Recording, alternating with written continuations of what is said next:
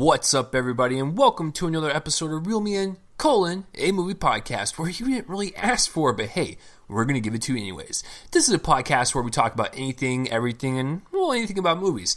I'm one of your co-hosts, Chase Lee, and hey, listen, if you were searching on the interwebs for another movie podcast, or you stumbled into ours accidentally and you're like, whoa, I don't know if I should be here right now. No. Come join the party.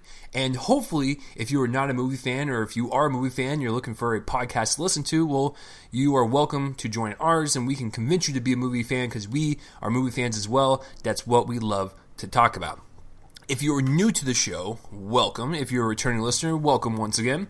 What we typically do is we'll go over some movie news and movie trailers that drop throughout the week and commentate on them for you guys, and then we will have our reviews of movies that come out on said weekend and then box office results to accompany it. This is episode 221, and we're going to be going over movie news and trailers like usual, and Joel will have a solo review of Wrinkle in Time, and we will both have our reviews for The Strangers Pray at Night. And before I throw it over to my wonderful co-host, listen, if you're listening to the show, if you're working out, driving to work, whatever you're doing, and you want to spread this around and let people know this is the definitive movie podcast, you can do just that. Share this around. Tell your friends, tell your neighbors, tell your grandma. She'll be confused as hell, but just make her listen to it. I think she'll enjoy it. Hi, Grandma. Please do that and help spread the word about this show. Speaking of the co-host over there, he's ready to do another episode once again. Joel, how are we doing this week? It's been a good week. I've started my reevaluation of the Marvel Cinematic Universe for my website, so I reviewed Iron Man and the Incredible Hulk this week. I had some general turnaround on both of those, and I liked them more. I mean, I still think Incredible Hulk is marginal at best, but so I'm not a huge fan of that. But I liked Iron Man a lot more this time, so I'm glad to get started on this. And I've got Iron Man 2 next week, and it'll be a lot of fun. So that's pretty much the most eventful thing that happened to me this week. Well, I did see 3 movies on Friday. Like I was working on Thursday up until like 9 p.m. So I delayed all of them until Friday, and I just sat at the theater from I think like 1 o'clock till about 10 o'clock, and I was just watching movies. The three of the main releases this week.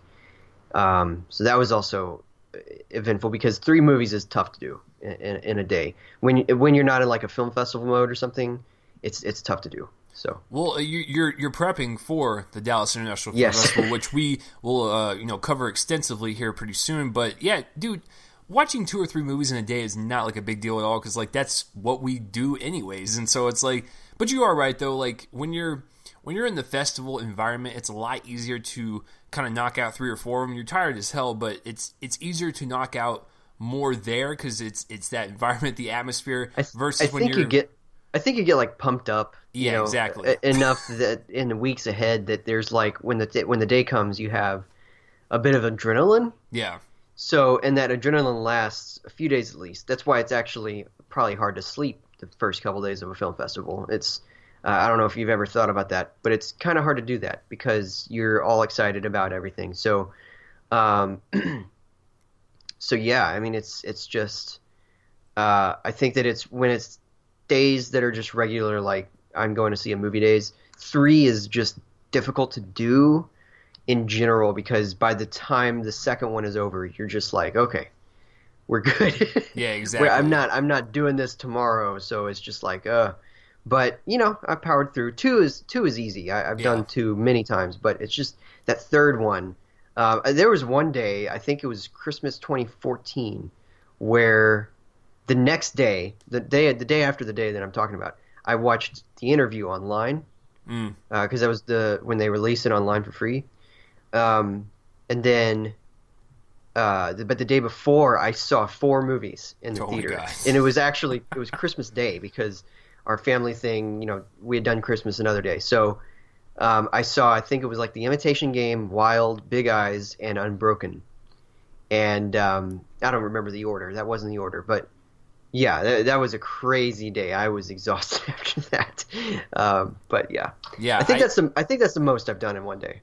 I mean, the most I've done, the most you can actually, in terms of like a theater schedule, is 4. Unless like they start super early and end super late, the only amount you can do is 4. Because even when you watch one, you still might have like 30, 40-minute break between the second one. And it's just, I used to do it all the time when I worked at the theater. I got in for free, and I'd take my friends, and we would literally just watch 2 or 3 a day. And, I still like doing that occasionally, but I'm getting old now. I take medicine that makes me sleepy, so I get tired quite a bit. And Joel knows this. Like, I snooze sometimes at the screenings we go to. And it's not just because the movie's bad, or well, sometimes it is, but for the most part, it's because my fatigue is just absolutely awful with my medicine. So, don't hold that against me. I try my best. I drink coffee, so, because I love this art form, Joel, and, it's good stuff.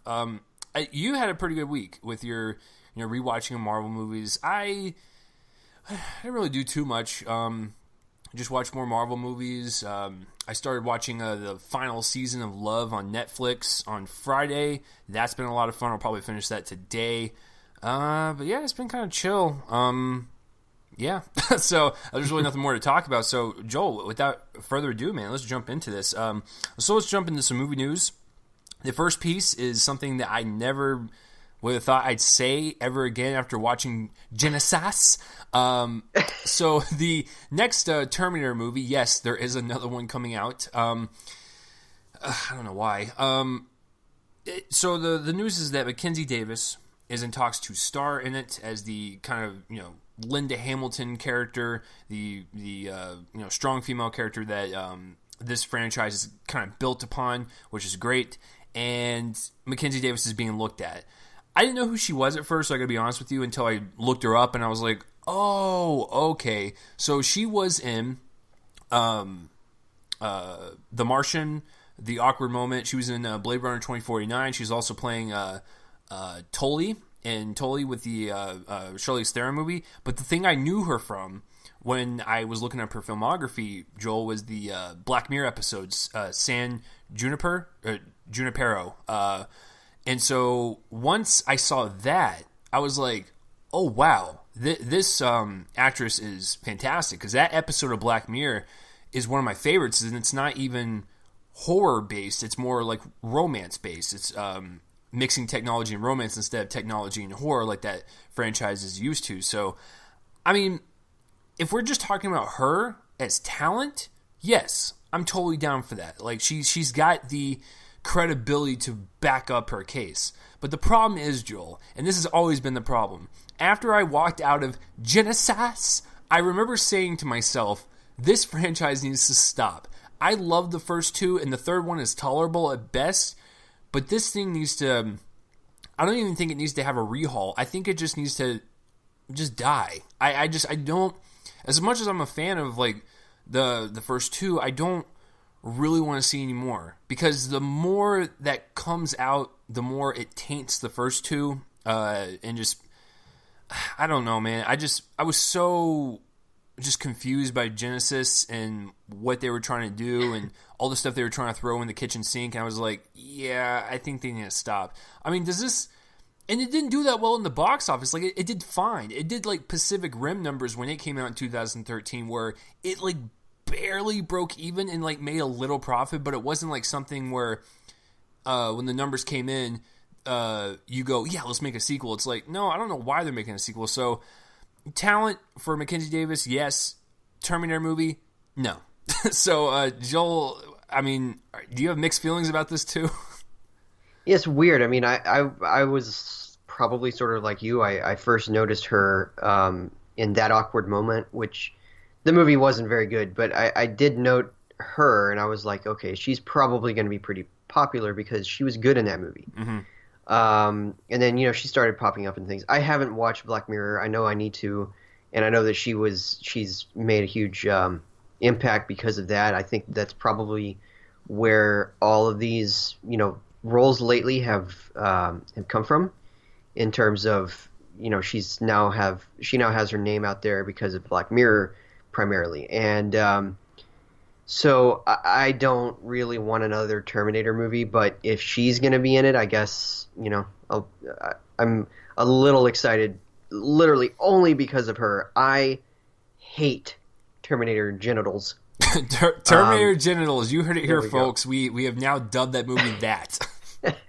Yeah, awful, awful, awful, awful movie.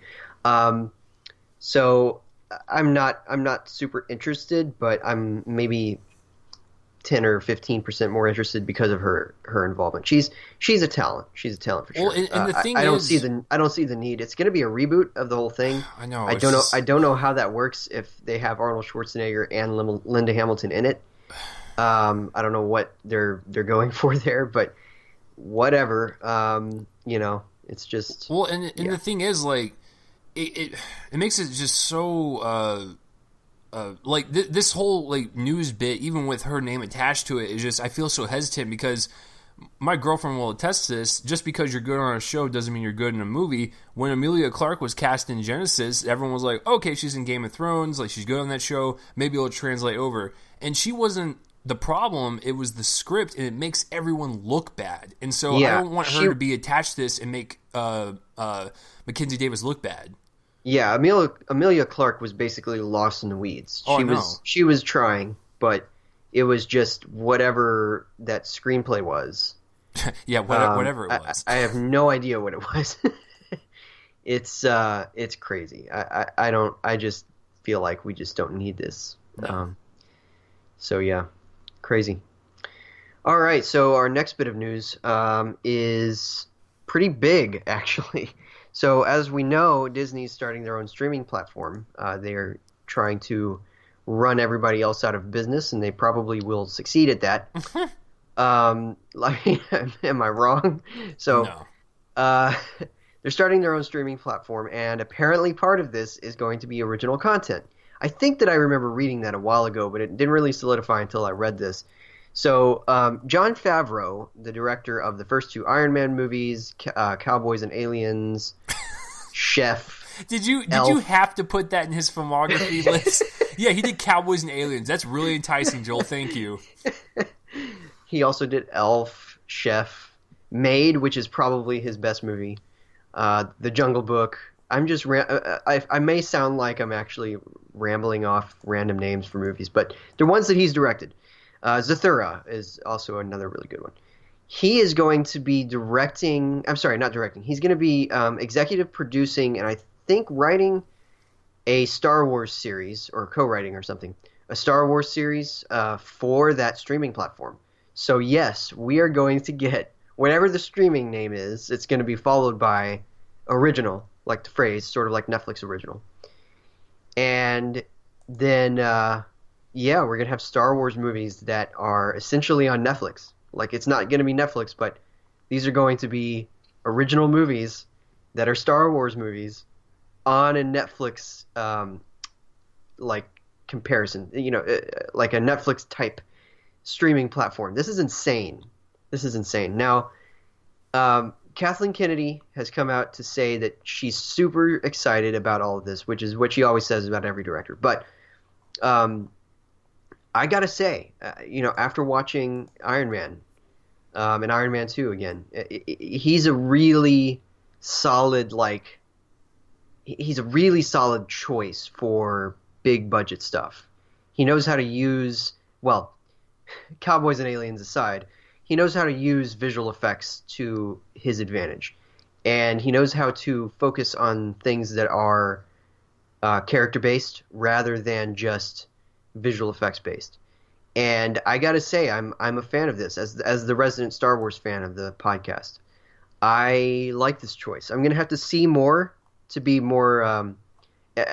Although I don't even know if I will, because I don't know if, like, maybe by that point I can actually afford to pay the ghastly monthly fee that it's gonna bring. But yeah, I'm gonna have to see more of the series to be sold on it. But I'm sold on this choice of director. I think that he's a really good choice. And so what do you think? I think it's a solid choice for sure, because I've enjoyed all of his films up until this point for the most part. He's very diverse when you think about it. He's done a couple comic book movies. He did a live action, Jungle Book movie. He's done a couple of more adult films like Chef and Maid. He's doing Lion King right now, right? Yeah, he's doing Lion King. Yeah. So I mean, he's got a nice, diverse portfolio.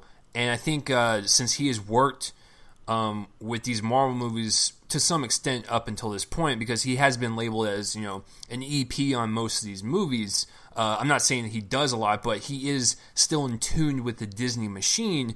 And so, you know, hiring him when he's, you know, a part of, you know, the Marvel Cinematic Universe still, and then of course doing Jungle Book and Lion King, this makes total sense. You know, I want to see what he does. I'm actually more curious to see how they're going to structure the streaming platform more than the stuff they're putting on there, because I still think if and when, because I know it's probably going to go through, but there's still a 5 to 10% chance it won't go through. But once Disney acquires film and TV divisions from 20th Century Fox, what I believe will happen is, since Disney will own the majority of Hulu, they might just turn Hulu into the Disney platform, which makes sense because the coding is already there. You don't have to create anything new, and since they would own the majority share on it, I have a feeling that they're going to be doing like some deal to, like, you know, buy out the others, like with Paramount and all that stuff, and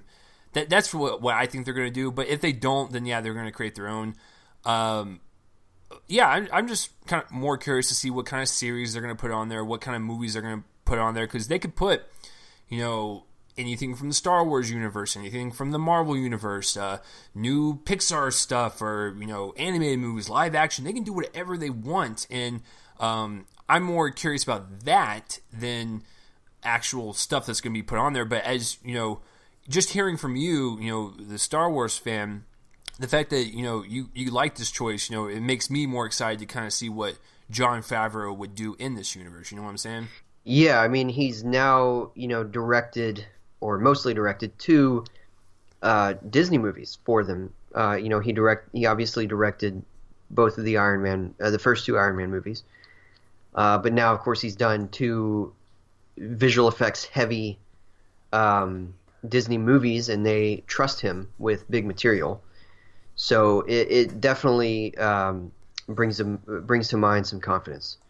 So I'm certainly confident in him. I think that he's an able director, and definitely prolific, and I think that it's a really cool choice. So yeah, I'm a fan. Well, speaking of being a fan of stuff, I'm definitely don't care about being a fan of this story at all. So the next one is, did you see that segue? It was beautiful. Wow, that was not awkward or anything at all. Whatever. Every episode we do is awkward. So Joel decided to be a good friend and slap me with this story in the face because he just wants me to talk about it first. So Michael Bay, you know, is done having his orgies with Transformers, and so he figures he wants to move on to another hit and quit it situation with two more films. Now, of course, back in Transformers 3 days, which seems like an eternity ago, he told, you know, people like, I'm done with these movies. He comes back and does number 4. I'm done with these movies. Comes back and does number 5. So I actually don't trust anything that Michael Bay says at this point anymore. So, so Joel and I touched upon this hot take rumor that Michael Bay was going to do a Lobo movie for Warner Brothers, and it's, you know, good to know that rumor is just good as dead in the grave somewhere, because now Michael Bay has his two next film projects coming up, and one of them makes sense. I know it's weird for me to say that when I don't really care for the Transformers movies, but it makes sense because he's worked with, you know, robots, I guess, to some extent. And so his next two are Six Underground and Robo Apocalypse. And Robo Apocalypse was the one that Steven Spielberg was going to do. Like, that was such a big story back in the day. I still remember. So I thought that movie was dead. But I guess they're resurrecting it like the AI it actually is. And, you know, I guess he's going to be doing that.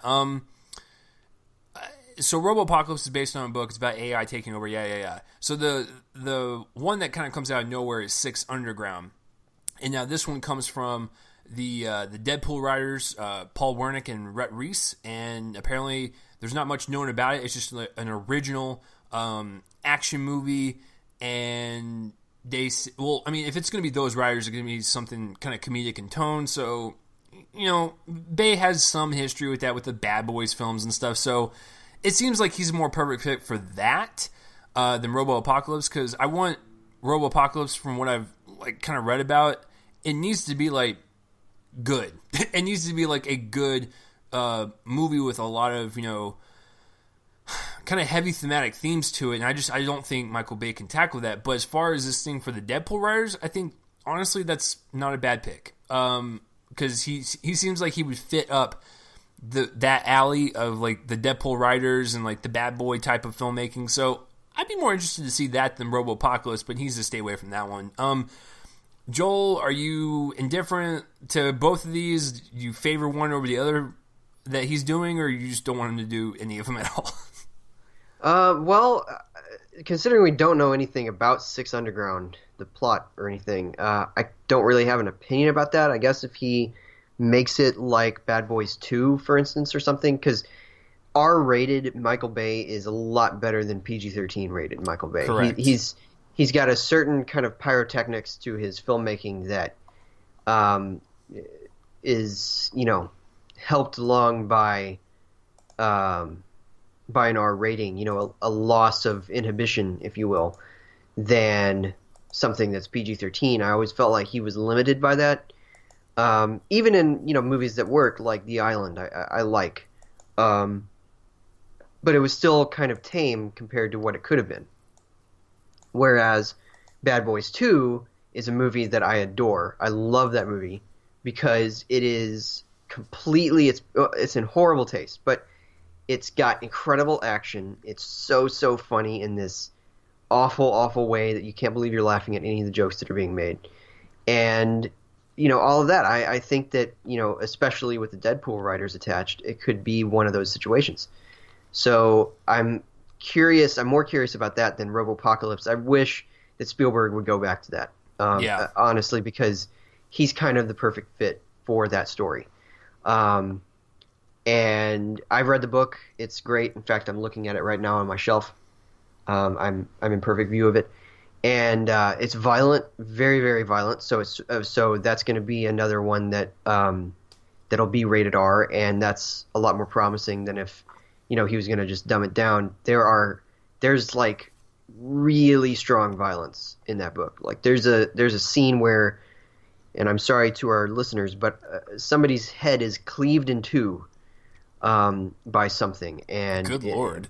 Yeah, like it's insane, and it describes it, and so obviously we're going to be seeing that if if it's Michael Bay, he's probably going to take a literal approach to the violence, and we're gonna be able to see a lot of it, and so that's, yeah, I mean, literally cleaved. Think of a cleaver. It is cleaved in two, and it's pretty amazing. There's another person with his head literally crushed. So, I mean, you can see how this would have been rather shocking for Spielberg, but it would have been a perfect fit. He would have just had to stretch his sensibilities as a sci-fi director to include a lot of violence in it, which he doesn't do a lot. So, but I kind of still want him to be involved personally. I imagine if Spielberg was still attached, I imagine the type of world building he did in Minority Report.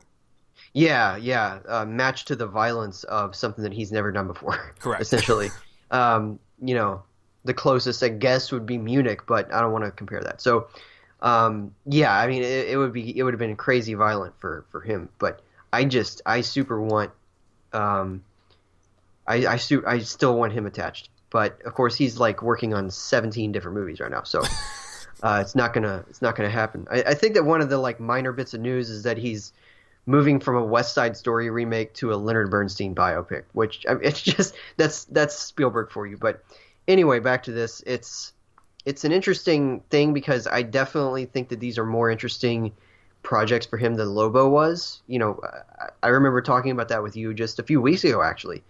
And I just don't think that Lobo sounds very interesting as a character, and I don't see the appeal. So I think that, you know, an R-rated action comedy from the writers of Deadpool is a perfect fit. Yeah. And I think that this ultra-violent robot movie is a perfect fit if he can just not take it in a Transformers-like direction. Correct. You know, and I think that's my biggest worry is that he would take it in the Transformers like kind of approach. Yeah, but I think that with a book as violent as Robopocalypse, I think that that's pretty much not the case. I think that he will he will definitely want to take the violence head on. And again, R-rated violent Michael Bay is way better than, kiddie toy movie Michael Bay. Yeah.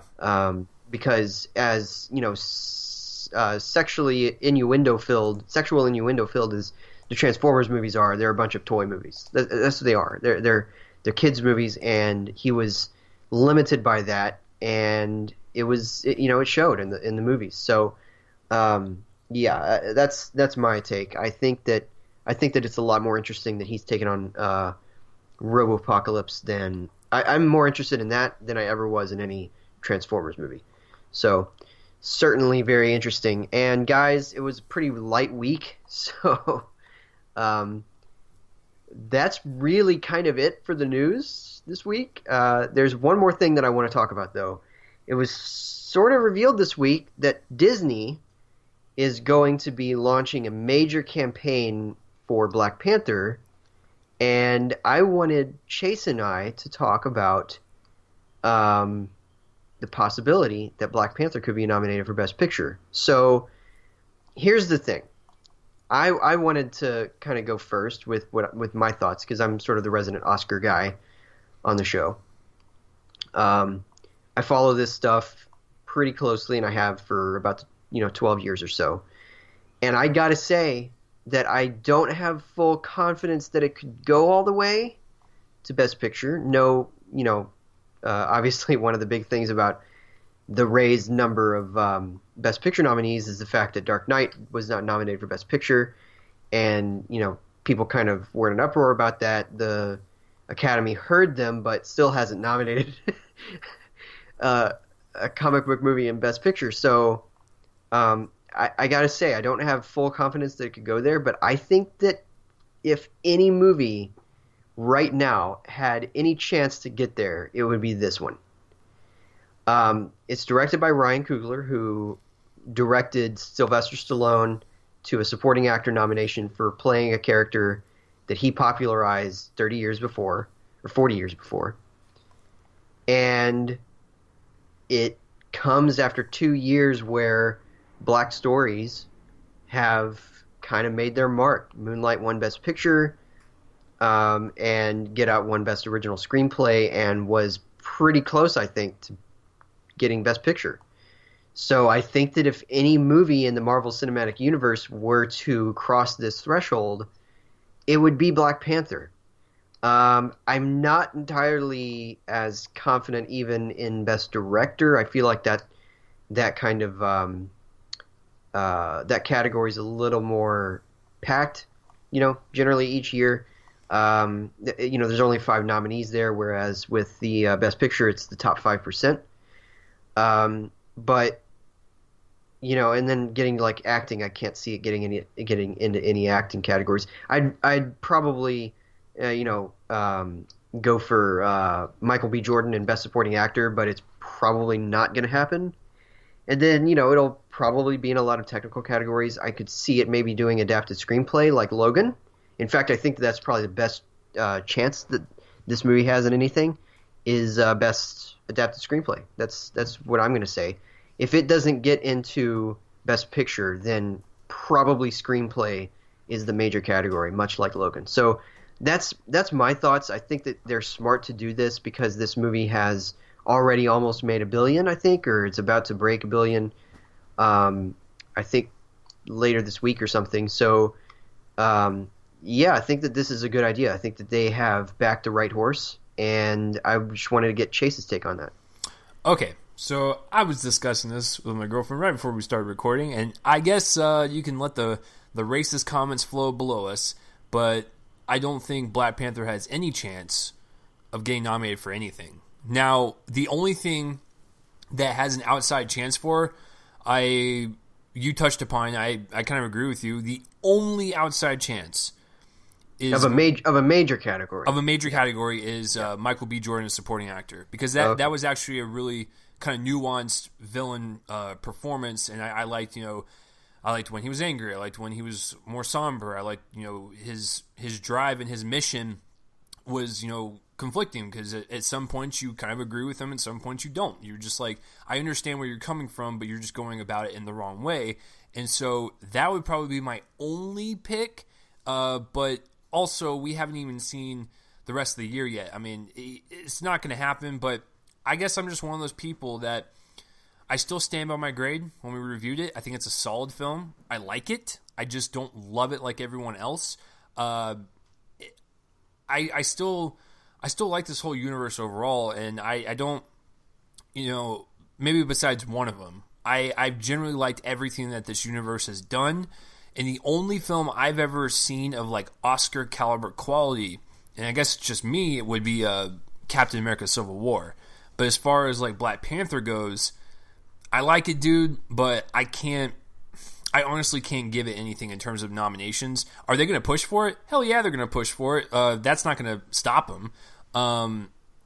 So as far as them actually getting nominated for anything, they might. But if I'm going to be on the voting board, I ain't voting for this movie for anything. And even with Marvel's track record of being nominated in the technical categories like visual effects or like sound and stuff, I don't even see Black Panther getting in a visual effects nomination. Yeah, because the visual effects were weak. Yeah, they were the weakest technical part of the movie, I think, for sure. There was a couple of neat scenes, but there was a lot of awkward, clear, body doubles being used with faces transplanted on them. The green screen is going to very much count against them. The visual effects board has a notorious thing about green screen. They like it to be a little more polished than what's in here. I do agree about that. I think that if it does get into visual effects, I think that it will be a sign that the visual effects people, I'm losing words today, guys. The visual effects branch. There we go. I was trying to say the visual effects board, but that didn't sound right. Anyway, the visual effects branch would have just voted for it because it was one of their favorite movies of the year, which sometimes the branches do because they can't really vote in much else.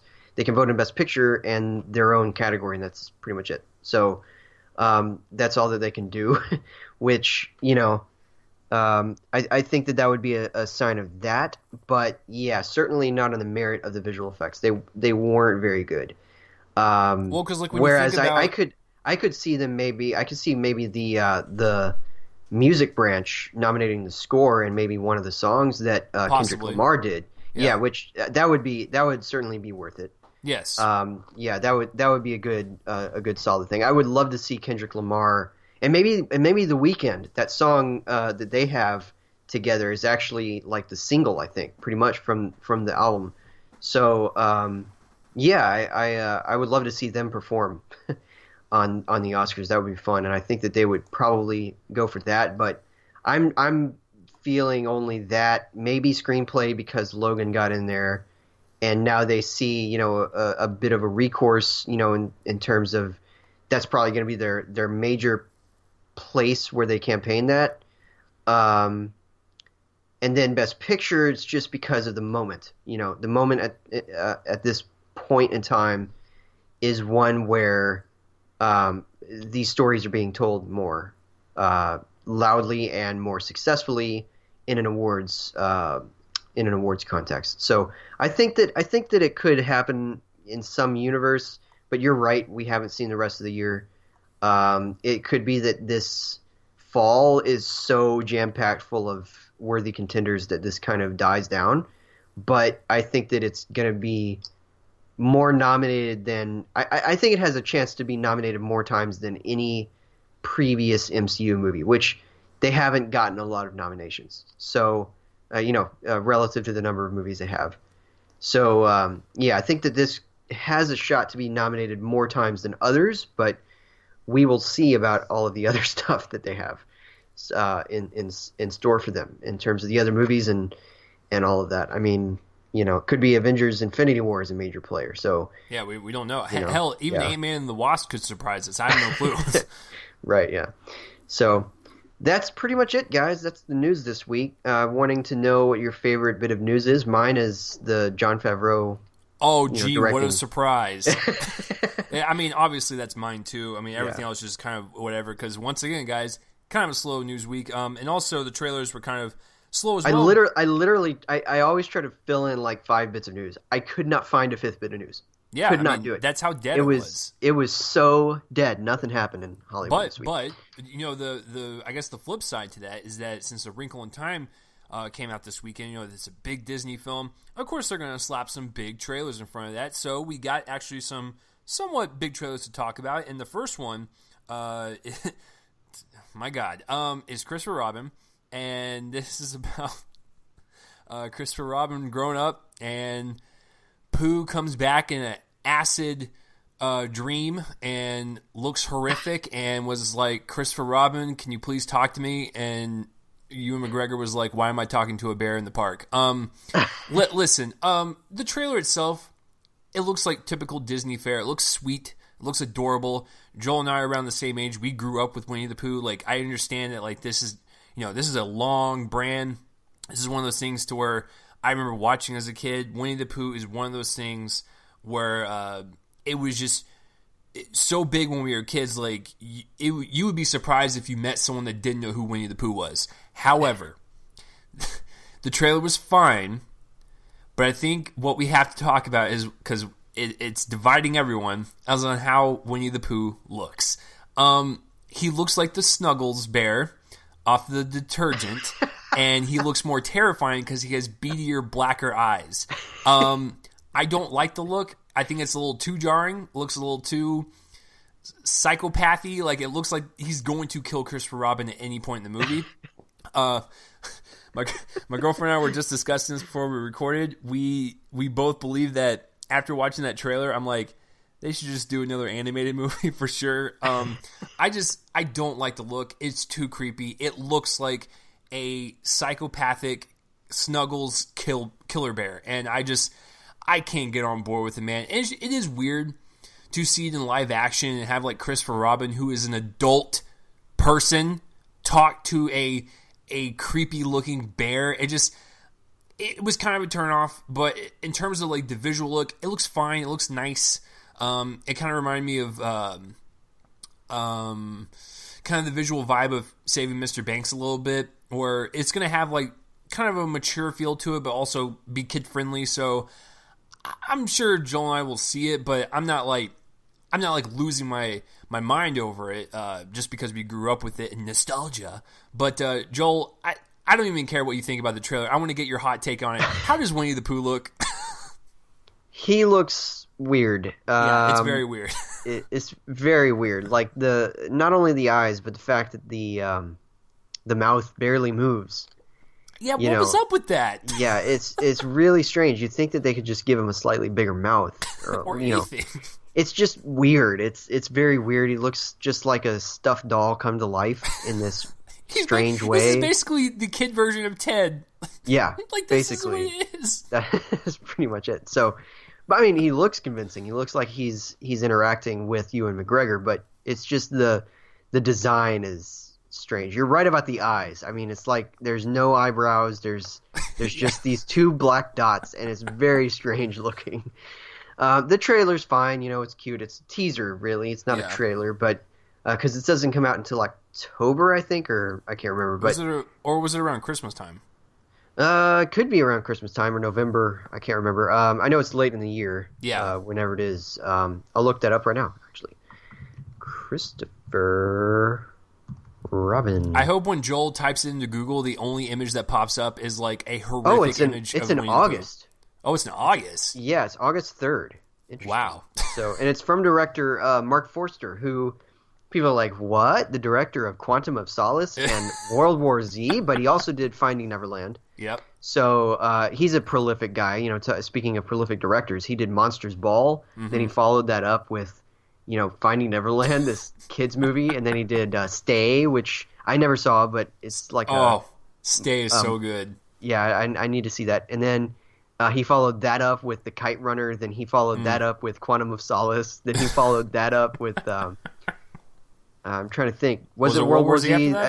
Maybe I think it was Machine Gun Preacher, and Oh, he then did that one? yeah, I think he did. I'm Wow. pretty sure.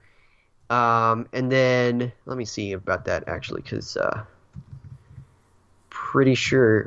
No, Machine Gun Preacher. Do.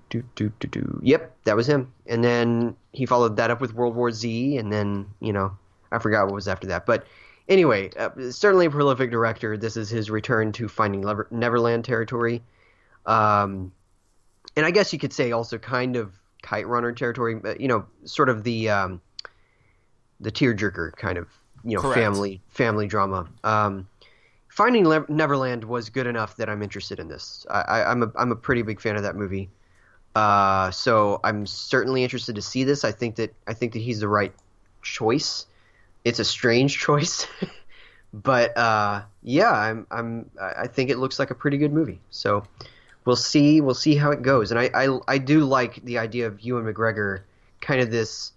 You always think of Christopher Robin as a boy, so growing up, he has to have this boyish face, and I think that Ewan McGregor has a boyish face. He always looks much younger than he is. Oh yeah, And Ewan McGregor is one of these actors that, as he gets older, he just gets younger. It's weird. yes, He's the yeah, Benjamin Button disease. it's very strange. It's like Keanu Reeves. Exactly. They just Yeah, never age. they need to be in a movie together as like 30 somethings. It would They can pull it off, too. definitely they would be able to pull it off. Especially Keanu Reeves. He is aging backwards. He's Benjamin Button. That guy's 50 years old. I know. 50. It's insane. What the hell? Yeah. Anyway, pretty cute little trailer. What's not a cute trailer? Well, boy. see, that was a good segue. There you go. I hate you for that one. That was good. I think I win on segues this week. So it's always a competition, guys. Yeah. So this is one of the most horrifying things I've ever seen. I'm a huge fan. I'm just gonna say it. I'm just gonna say it. Get it over with. Pull the Band-Aid off. I'm a huge fan of How the Grinch Stole Christmas, and by that I mean both the original cartoon. There are actually a couple, I think, but also the Jim Carrey movie. I think it's a lot of fun. It's the best Tim Burton movie that Tim Burton's never directed, and it's that's alongside Lemony Snicket's Series of Unfortunate Events. Both of them are actually better than some Tim Burton movies, but they're very much in that style of a lot of Dutch angles, a lot of quirky stuff, a lot of amazing production design. Done by the same person, by the way. Bo Welch is responsible for all the Yes, kind the of weird production Dr. Seuss design. looking movies. Yeah, and he directed The Cat in the Hat. So Oh God. yeah, which is also a terrifying thing. But okay, so Illumination, the company behind Despicable Me, Despicable Me 2, Despicable Me 3, and apparently other things, I don't know, has decided that they want to take on a Grinch movie. And it's just going to be called The Grinch. No, How the Grinch Stole Christmas. It's just going to be The Grinch. And The Grinch is going to be voiced by Benedict Cumberbatch. I think I remember us talking about this, like, way back. Oh yeah. Yeah, I think that I was still a guest. I don't think I was permanently on the show yet. That's how long this movie's been in development. Yes. Yeah, I mean, we've known about Benedict Cumberbatch. I think we've seen, the picture for, like, the last year of, his version of The Grinch. But I think I do remember reporting it with you. I think that I was a guest. I happened to be a guest on that show. When the news of this movie happening came out, it was in late 2016. And then obviously it was before I was permanently the co-host. So, and now we get to see at least a bit of, the final product. And it's the most mean-spirited thing. It basically is. I mean, I get that it's the Grinch and he's mean-spirited, but you can maybe sell it in a way that, hints at the lessons that he learns, because that's the point of the Grinch story. But here, we just get to see the Grinch throw a book at his alarm clock for playing Happy from Despicable Me 2. Hey, I wonder what company did that movie. And then he gets up, he goes to the store, and then he basically ruins a lot of people's shopping experiences. That's the only thing here, and then we get no like plot in this thing. We just get his dog is Max. We get the fact that he's mean. We get the fact that Benedict Cumberbatch voices him, But here's the problem with Benedict Cumberbatch voicing him on the basis of this trailer. I think like the only time we hear him speak is in this lighter voice than Benedict Cumberbatch's usual voice. So we don't even get like a proper idea of Benedict Cumberbatch voicing the Grinch. That's the problem. They don't even sell that. They have him say this one thing in kind of this higher pitched voice than usual. It might be just that line of dialogue, but it's the line of dialogue they chose for the trailer, and that's it. That's all we get. This is a terrible trailer. It doesn't sell the audience on the movie. It just gives them a lot of silly stuff. And I'm going to tell you, I saw the trailer in front of A Wrinkle in Time, and it was to crickets. There were a bunch of kids in that screening. Nobody interacted with the screen at all. There was no laughter. There was no silly stuff. There was nothing. It was just silence, and that is not a great sign.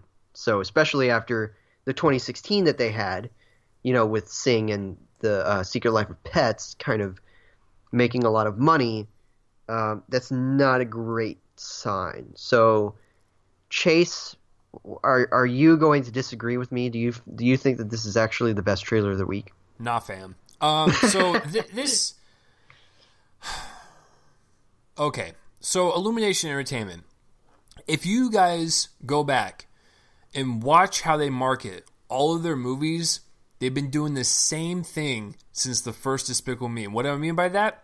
They have one teaser trailer, and then one or two main trailers. The teaser trailer is always the same. It's not actually representing the movie. It's like a small snippet from the movie. Like it'll just kind of play out like a mini scene, and then it'll say, all right, coming soon. Then the first trailer will come out, and it'll just be the typical Illumination Entertainment, bright colors, fast movement, jokes are awful. And what's sad about Illumination Entertainment is they're not based here in America. They're based in Europe, and they know how to sell to American audiences, and it's kind of depressing how people fall for this stuff. And they, like I said, go back and watch all of their trailers. They do the same marketing strategy for every single one of them. And I don't know why people in this country love these movies, because let this sink in. Minions and Despicable Me 3 both have at least $1 billion. What the hell? Like, why? Like, why are these movies so popular? And I don't understand, like, why Dr. Seuss's widow decided to choose Illumination Entertainment as the sole studio for the rights on their movies. It's like, why? You could choose better studios than Illumination Entertainment. They are basically the candy-coated version of a movie, where it's like, it's just sweet fluff. That's all it is. Now, I will admit that the first two Despicable Me's are fine. They're enjoyable because I like Steve Carell as Gru, and some of the kind of, daughterly elements, with that type of bonding was fine, but for the most part, their movies are just vapid, and they have no substance to them, and they just appeal to children without actually putting any effort into them. I don't like their movies at all, and they're starting to become this, repetitive thing where it's the same thing over and over again, and it's just colorful noise. And Joel's correct. When the alarm clock went off and it played Happy, I was like, they're even reusing the same jokes in their own movies. Like, what are they? They're lazy at this point. And so I feel bad for the Dr. Seuss estate where they gave the rights to this company, because the Lorax was fine, I guess, but they have never made a movie where I go, wow, that's like on the same level as like a Pixar film. I've never even come close to that. I think I started to notice it because I got super angry when I saw Sing for the first time, and I was like, wow, this was nothing but an advertisement for America's Got Talent, which is also on NBC, and NBC is run by Universal. Universal releases these movies. It was nothing but a giant commercial, and that's what irritates me, is that this is all just commercial garbage, and it doesn't look like any effort's put in. So go back and watch the marketing strategies. It's always a funny scene in the teaser, and then one or two trailers, and that's about it. And it's the same crap, Joel. I'm tired of it, dude. Yeah.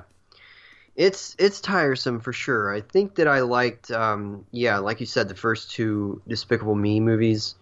I actually kind of liked The Secret Life of Pets. I thought that was cute. I never saw that one, so full disclosure, I never saw that one. Okay. I kind of liked it. It was cute. I don't remember a single frame of it, but I remember I remember enjoying it after I had gotten out of it.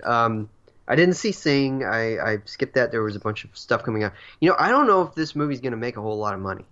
Because Why? It comes out November 9th. The week before, you have X-Men Dark Phoenix and the Nutcracker in the Foreign Realms. And then the following week, you have the Fantastic Beasts sequel. So, I don't know. I mean, they're going to make money on that first weekend, and then it's going to just kind of die off, I think. And then I'm pretty sure that you have like a November animated movie, another one like from Disney.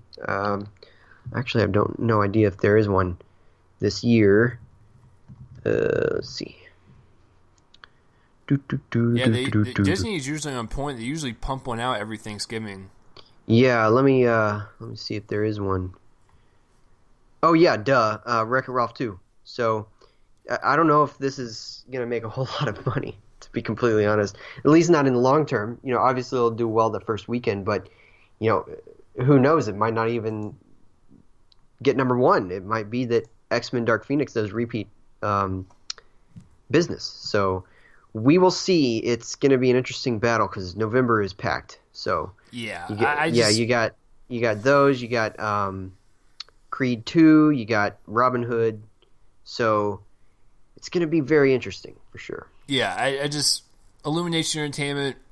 They manipulate people, and it's gross, man. It's gross. All right. So the next trailer came out in 1993, apparently, and that's what it felt like. No, I joke because it has Halle Berry in it, and she is pretty much doing all these movies now where like it feels like it was made in the early 90s, which is kind of like her niche now, so I'll let it slide. But this one's called Kings. It also stars Daniel Craig. That's weird. And this one is pretty interesting. It kind of revolves around the Rodney King incident, and sets in kind of a rundown neighborhood, and Halle Berry kind of fosters kids, and stuff kind of happens with racial violence and stuff. And Daniel Craig looks like he's gonna kind of step in and help him. And to be honest with you, I know I've made that 90s joke, but like it looks fine. I would need to see it, but as far as like an actual trailer representing it, I will give it this credit, is that I had no idea it was even about the Rodney King trial until about the last half of the trailer, because it kind of just sets itself up as like a movie about racial discrimination, with like her and her foster kids, and Daniel Craig is like this neighbor that gets interested in their lives, and then it just breaks into this really well cut trailer where like it just concentrates on, the Rodney King incident and how it applies to them. And, like, it started to actually get better as the trailer went on. I'm not saying it looks, like, amazing or anything, but it looks like a solid little drama, with the Rodney King trial kind of in the background. So I had nothing more to say. It is weird to see Daniel Craig, in other movies besides James Bond, because he's the type of guy that doesn't really announce when he's doing anything. He just pops up and stuff, and I had no idea he was even in this. It's kind of like with Logan Lucky, where he just kind of popped up in that, and you're like, oh, wow. Like, thanks for joining the party and, doing something different. Yeah, it looks fine. I've always been interested, like, that has anything to do with, like, the Rodney King incident or, OJ, like, basically anything early 90s that stuff kind of happened around. I've always been fascinated, so I actually will probably see it just on the basis of it being about that, because that's such an interesting time in our history, and that's when kind of the racial violence exploded in modern time. Yeah, so Joel, I mean, does this one tickle your fancy? Yeah, I think it looked really strong, actually. You're right that it kind of teases the fact that it's about the Rodney King riots, but I just think looks like it has really strong performances all around. Looks like it has strong cinematography. It's from a director who she made a movie a couple of years ago called Mustang, Oh, yeah. Yeah, Denise Gamza or Gervin, I think is how you say that name. Anyway, and that was a terrific movie, but completely different from this one. So I can't really, say, wow, it looks like, it basically just looks like she's stretching her legs, because that one was a coming of age movie about an incident that becomes sort of this sociological event kind of in this town. So I guess that makes sense, in terms of the fact that there's this big event, this, blown all out of whack in the town that it happened in. It could be there could be a connection there, but in any case, Mustang was terrific. So I'm obviously in for whatever she directs from now on, and I just think it looks really strong. And we shall see how it turns out. I think it comes out in May or April or May. So yeah, it comes out pretty soon. Yeah. This is one of those where it was kind of a last minute trailer. Yeah, exactly. Because I had no idea it even existed. Right. Yeah. I think that this was announced around the time Detroit was announced. Gotcha. I remember seeing the news stories around the same time. Of course, Detroit ultimately happened first, but I think that Kings shot last year, so I know that it was one of those that they were both in development at around the same time. So in those initial stages, at least. So looks very interesting, and it's time for another teaser. So, guys, I'm gonna come out with it. I'm gonna cause a lot of controversy by remaining fairly mild on Mary Poppins, the 1964 movie that won Julie Andrews an Oscar. I think it's fine. I think it's too long, but I think it's fitfully entertaining. I'm not one of those people who constantly revisits it, so maybe I would feel differently now, but it was not like a favorite of my childhood. I certainly enjoyed it. I watched it again in like high school or something when I was a little older, and I think it's fine. I don't really understand why it needs a sequel, but we've got one. It's called Mary Poppins Returns, and it stars Emily Blunt, who is definitely the perfect choice because she looks exactly like Julie Andrews looked like back then. And also Lin-Manuel Miranda is going to be playing, I guess, kind of the Dick Van Dyke equivalent in this movie. And it's a pretty good trailer, sort of like Christopher Robin, where it doesn't really give us a sense of the plot so much as it sets up a concept, and that is that, Mary Poppins has returned. I'm certainly interested in seeing it. It comes from director Rob Marshall. Rob Marshall, that's right, and he's kind of he's not great. I'm just gonna say that. I just gotta say it. I was a minor fan of did he do? He directed. Oh no, he directed the TV movie Annie. I was thinking he did the Annie from a couple years ago. No.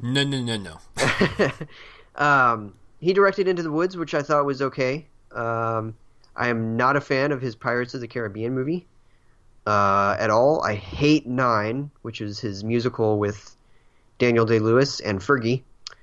I just wanted to say that sentence. Sorry.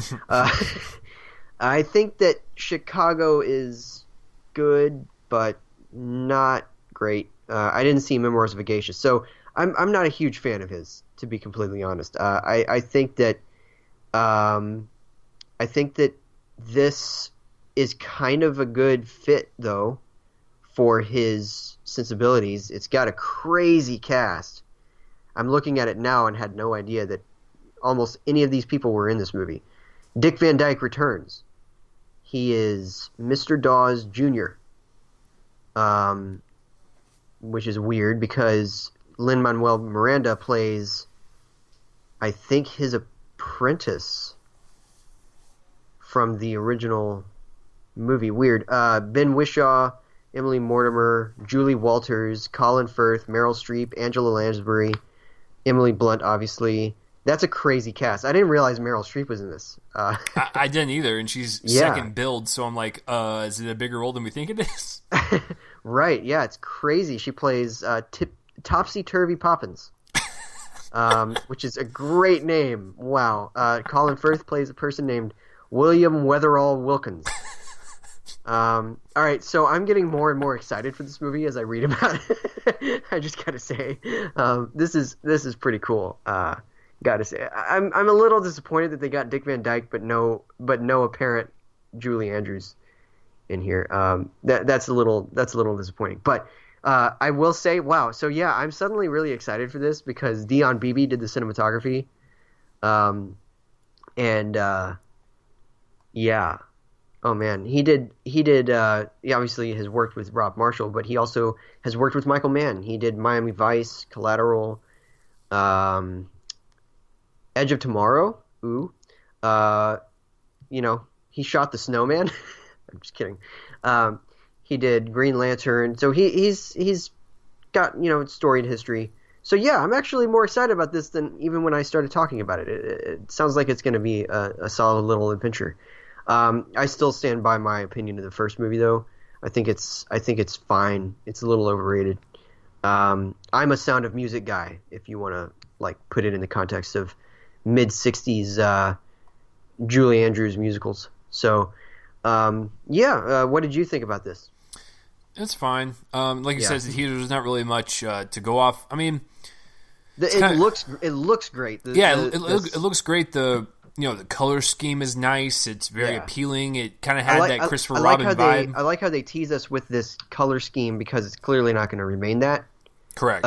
It takes place during the storm, and then you see, there's a kite flying, and then she comes down, and it's very, like blue, kind of, that blue-gray scheme, and it's clearly not going to remain that. And I do like that, and I like the final joke, the mirror thing was pretty funny. So yeah, it's just one of those things to where we got to see a full trailer to kind of get a sense of what the actual story is to this sequel. I thought it was really funny when it was Lin-Manuel Miranda, and he looks up into the sky, and she's floating like Storm in the X-Men. She looks like this dark figure with her umbrella, and I'm like, she's become a superhero now. This is what Mary Poppins is. But to go off of what with Julie Andrews and stuff, I'm reading some of the trivia on IMDb, and it says she was offered a cameo appearance, but she feared to be too distracting. She really wanted it to be Emily Blunt's movie, so that just shows you how classy she is. Sense. Yeah, that makes sense. I think it actually would have been distracting. Yeah, you probably would have had her in a scene with Mary Poppins because of the fact that it would have been really self-referential. Correct. And then you'd have just been watching Julie Andrews. You wouldn't have been watching anybody else because you're like, oh, hey, look, Mary Poppins is on screen with Mary Poppins. Mm-hmm. So I guess that makes sense. That's a good thing on her part. That just shows you how classy she is. She always seemed like a pretty classy woman, and that sounds like something Julie Andrews would do. I'm not going to appear in this. It will be way too distracting. And you're like, you're probably right. So yeah, another teaser from Disney. There you go. And the last trailer is the same thoughts I had when we talked about her last trailer last week. The Seagull is this one, and it stars Saoirse Ronan, and this is a period romance, and it looks good. I have the same reaction as I did with, what is it called, Joel, on Chesil Beach? Yes. Yeah, I like that trailer. It was strong. It was solid. It captured, young love and, probably the complications that comes with, and this one is kind of the same thing. It's, young love, period romance, and Saoirse Ronan's in it, and now she's a Academy Award nominee, so yeah, I really have nothing more to say. It looks solid. Yeah, it's based off a play by Anton Chekhov. I've never read the play. I think that there's a copy at a Barnes & Noble near me. I might try to read that. Because I've heard amazing things. There's a friend of mine, or an acquaintance of mine, I should say. I only know her through Facebook, but she was reading this a while ago and said that it shook her. And she's in plays.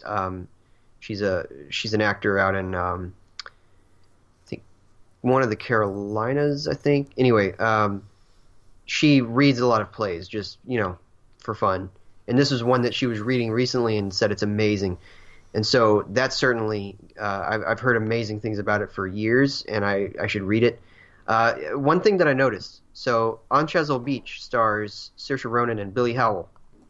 Did you notice who was also in the cast list for this movie? Yeah, Billy Howell. Yeah, it's crazy, and they come out within a month of each other. Yeah, that's I think nuts. Well, yeah, I mean, I think this one comes out in May, and then On Chesil Beach comes out in June, and it's crazy. So I guess I didn't really notice it at first because I was so enamored by this strong trio of actresses with Saoirse Ronan, Elizabeth Moss, and Annette Bening. Like, what? Yeah, that's such a great trio.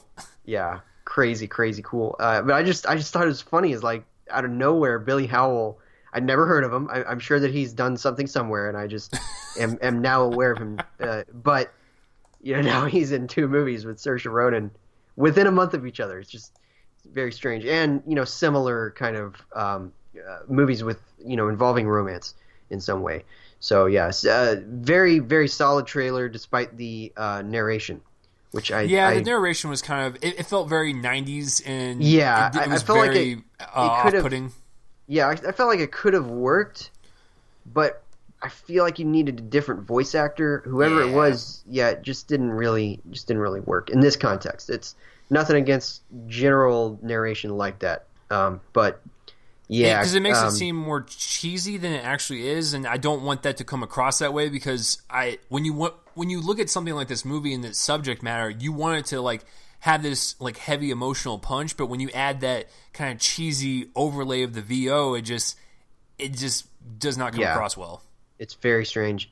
All right, guys, so that's our trailers. What is your favorite one? Because I don't know what mine is. So Joel doesn't even know what his own favorite trailer is. I guess for me, it's probably just Kings and Seagull because the rest are either garbage or teasers. Yeah, pretty much. I'm gonna go with Kings. Yeah, Kings was pretty solid. Yeah, I'm gonna go with that one. Not a hugely active week, to be completely honest.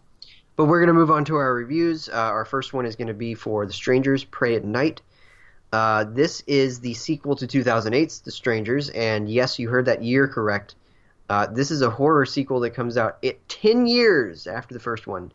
And that is because the first one, while it was kind of a box office success in terms of horror movies, it wasn't really well regarded, at least not until semi-recently. I feel like it got a reevaluation a couple years ago, as these things usually do.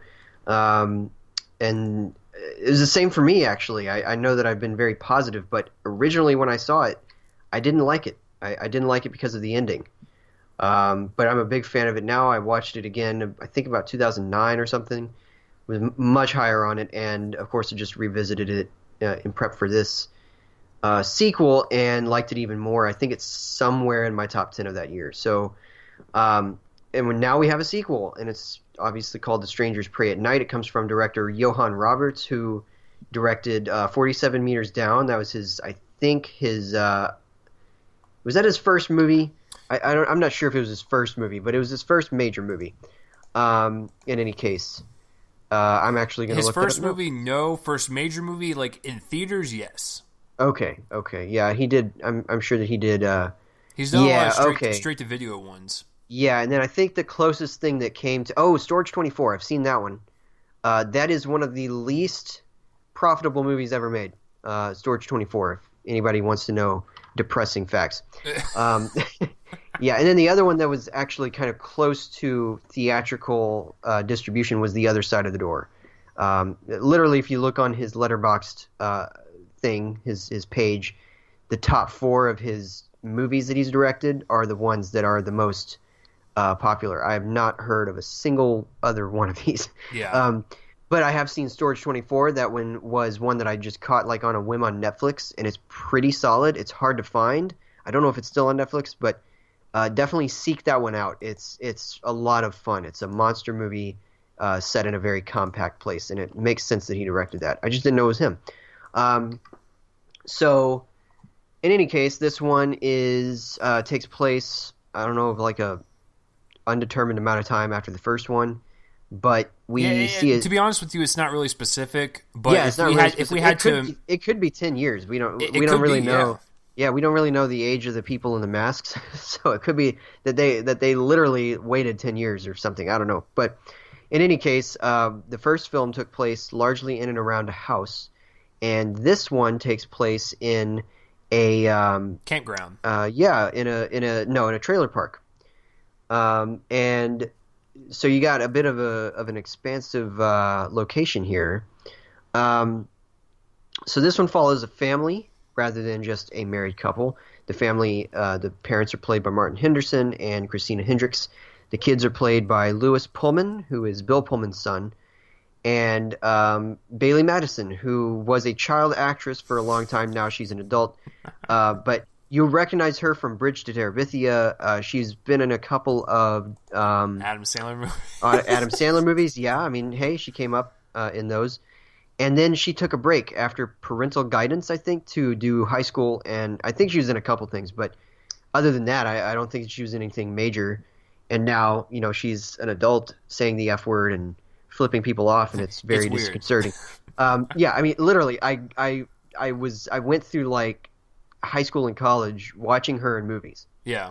As a child, Just Go With It, where she played Adam Sandler and his daughter.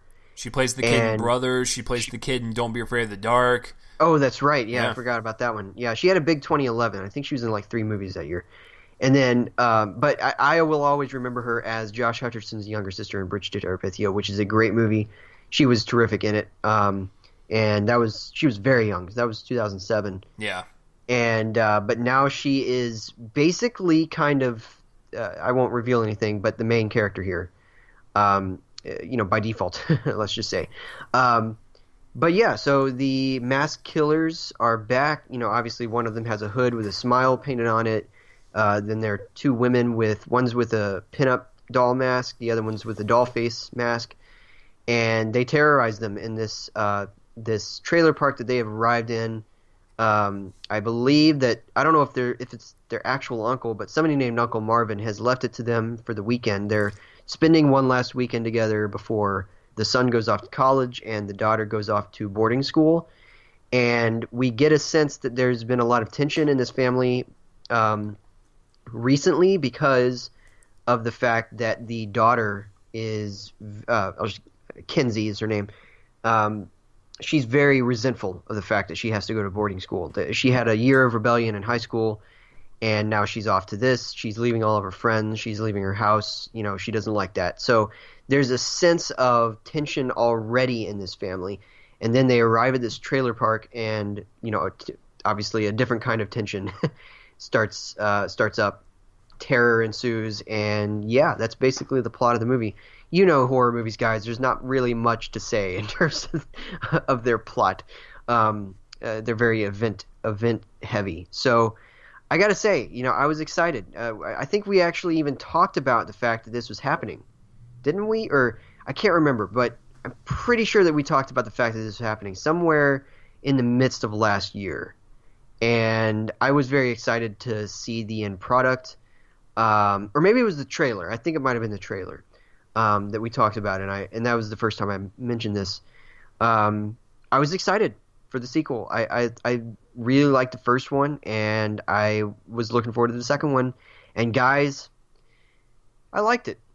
I don't think it's as good as the first one, but I liked it. So I'll hand it over to Chase for his anticipation of this. And yeah. Yeah, I love the first one. It's definitely one of the most underrated horror films, especially home invasion horror films. It's a very simple premise. It's not anything that's like deep or anything. It knows what it is, and it delivers on all fronts. And that's how I feel about this sequel. It's like it knows what it wants. It's straight up just a slasher film, and if you can execute that, I'm gonna give you credit. But I love the first one. I think it's definitely my favorite Liv Tyler movie, besides the Lord of the Rings films.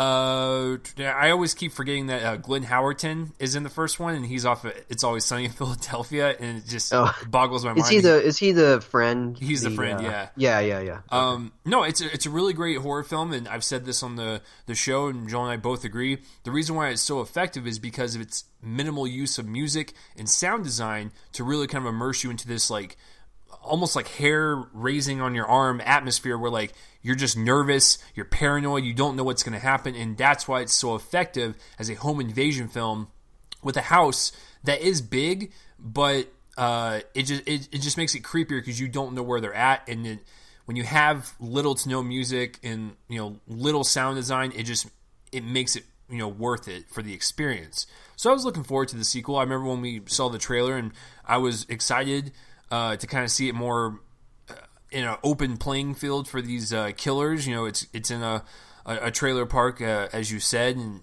it just makes it even creepier because you don't know where they're at. They could be in another trailer. They could be in the porta potty down the street. You have no idea where these guys are at.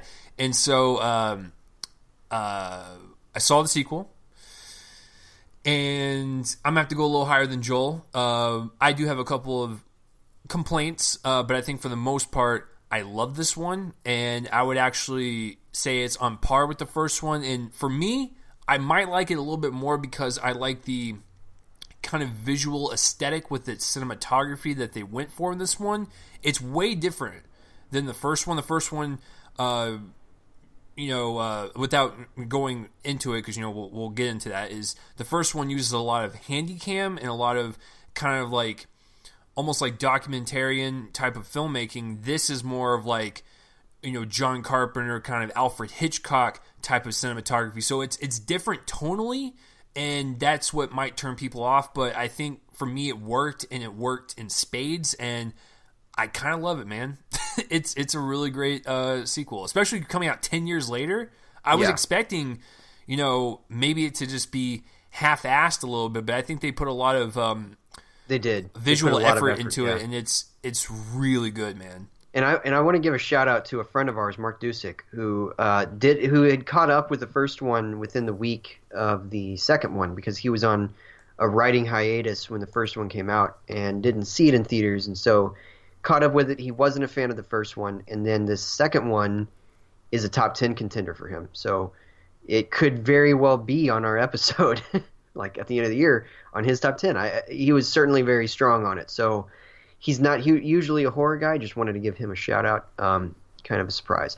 So so I guess starting with my negatives, sort of like what you said, they're just like complaints really. It's not huge. So one that Chase over here pointed out, I think that Martin Henderson's performance kind of weirdly sticks out. I don't really know what happened there. I don't feel like he's giving the same caliber performance as everybody else. I wouldn't call it hokey like Chase did. I think he's fine, I guess.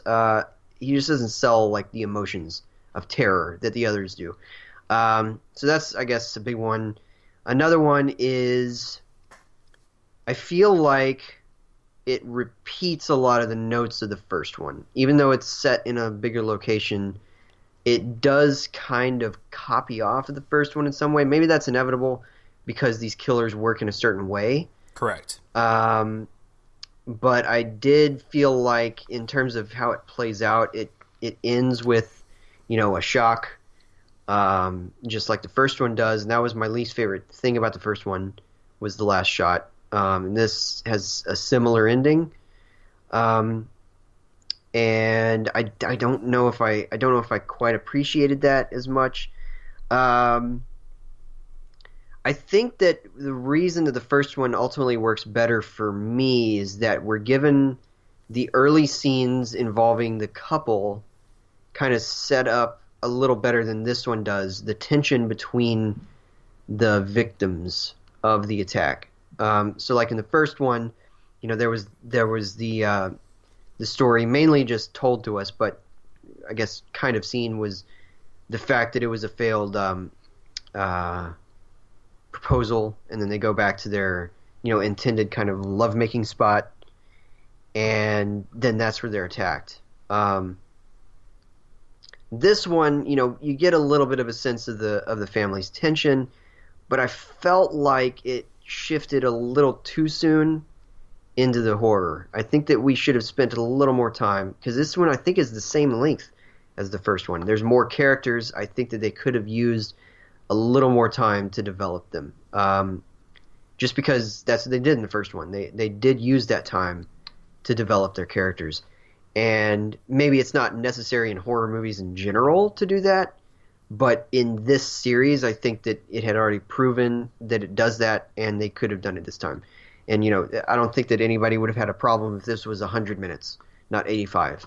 I think that they could have used a little more time in the beginning to do that. But that's just sort of a nitpick, I guess, because really in these movies it comes out of the actors, not the writing, to kind of fill in the gaps of their characters. And I think that the actors do that very well here, and I'll get to that later. I think that's basically it. Yeah, I'm pretty sure that's it. It does feel a little familiar, just because it repeats a lot of the notes of the first one. That's why I don't think it quite matches the experience of watching the first one. Was a little more kind of chamber drama-y, if you will. It's a little more compact. It takes place almost entirely in a single location. And I think that the claustrophobia of it is what I liked a little more than the open spaces. But then again, there's a great appeal in this movie to seeing the killers working in a more open space. And I do appreciate that, and I'll get to that later. But so certainly those are my little nitpicks. Go ahead and go into yours. I mean, it's basically the same as yours. Martin Henderson was in a different movie. The whole time while I was watching it, I was like, the kids are great. Christina Hendricks had a couple moments to shine, but for some weird reason, I don't know what Roberts was giving him in terms of direction, but there were a couple scenes where he would like freak out or like yell at the killers or whatever. It's like it pained him to say those words. I'm like, pretty much the only time I felt like he worked was in the van. Let's just say in the van.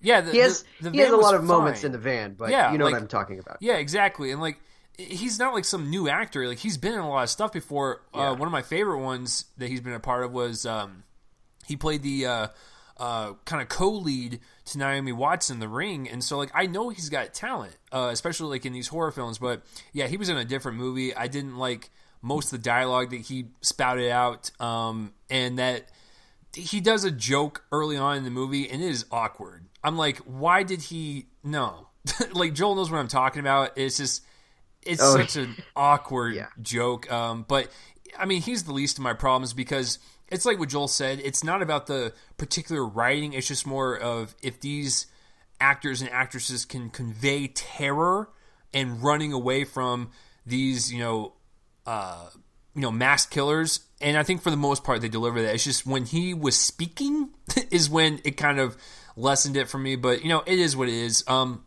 the other thing, I won't agree with Joel on the last shot. I think the last shot's fine. It kind of gave me like a Michael Myers Halloween vibe a little bit, and I'm cool with that. That didn't bother me.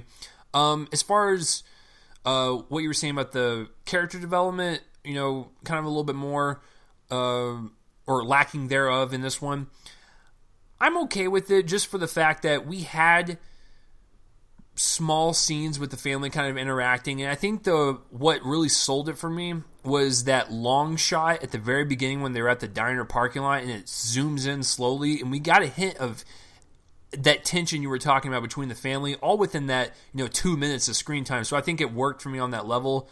And here is, I guess, my major complaint. I get why they did it, so they wouldn't be like the first one, but I think the reason why it worked in the first one is because it was more terrifying.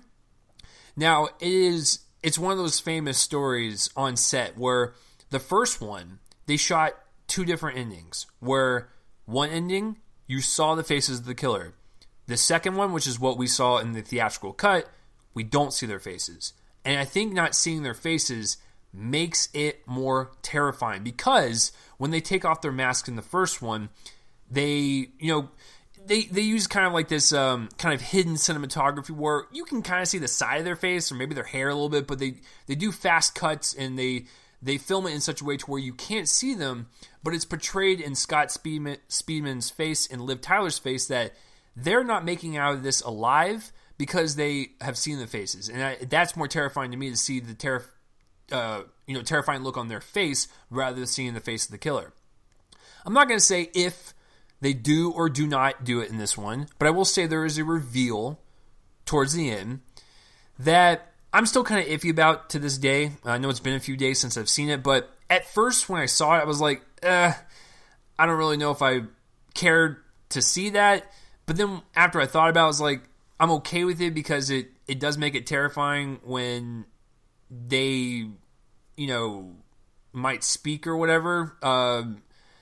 But I think for the most part, that reveal doesn't work for me. I kind of wish they would just kept it in continuity with the first one without spoiling anything. I think Joel knows what I'm talking about. So yeah.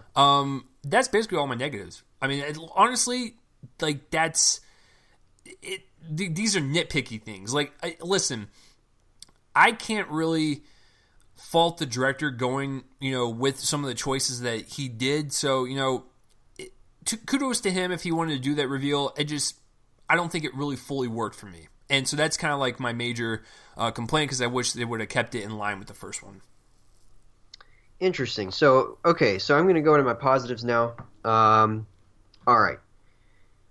So this is a pretty effective exercise in horror. And the reason is because Roberts is able to stage and execute a lot of really cool set pieces. So we get a lot of set pieces in this.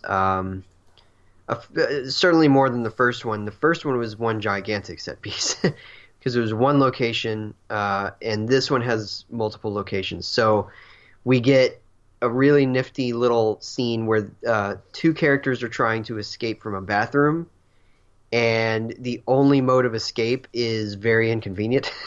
Let's just say. There's no footstool, let's just say.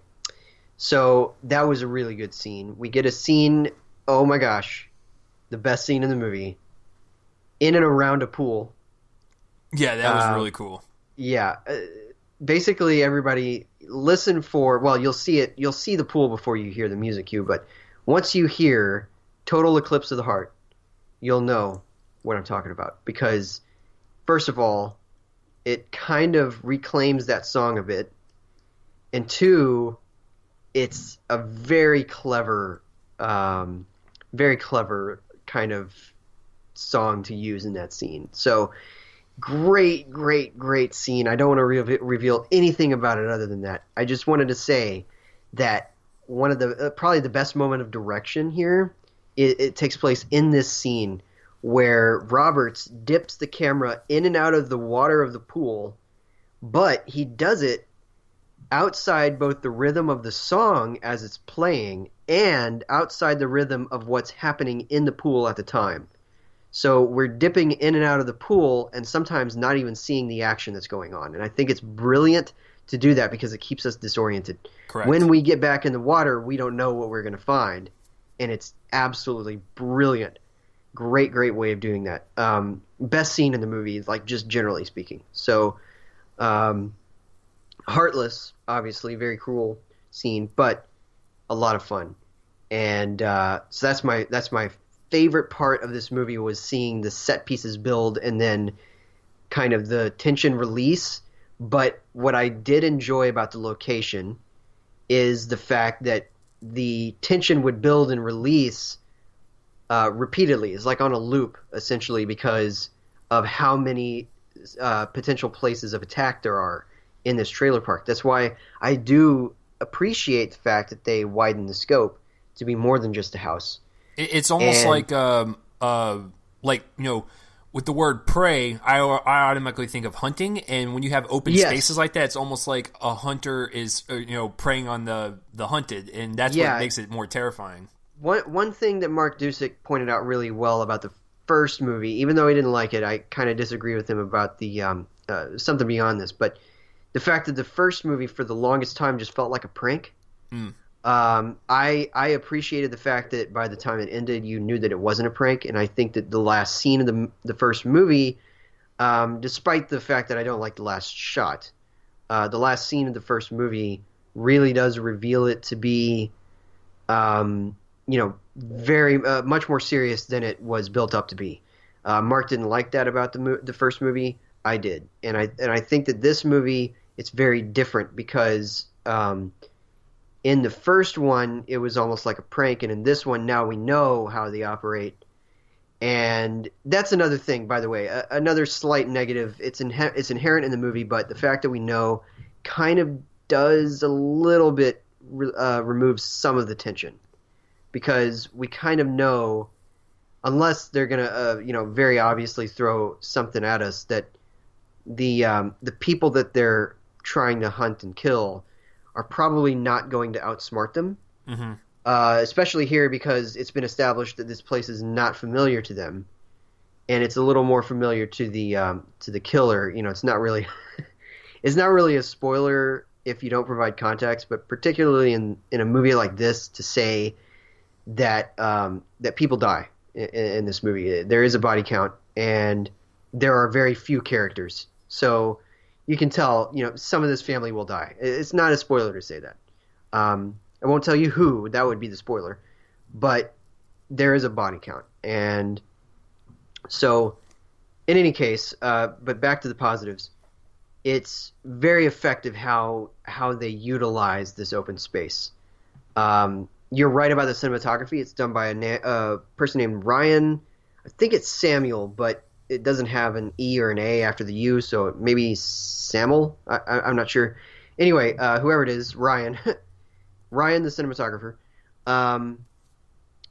you're right about the Hitchcock type cinematography. He does a lot of zoom ins from, like he'll do a zoom in from far away, keep the character in the frame, but go from a long shot to a close up, like a wide angle to a close up, and it's really cool. It's very disconcerting, and it's something that Hitchcock would use it with a lot of cuts within that zoom.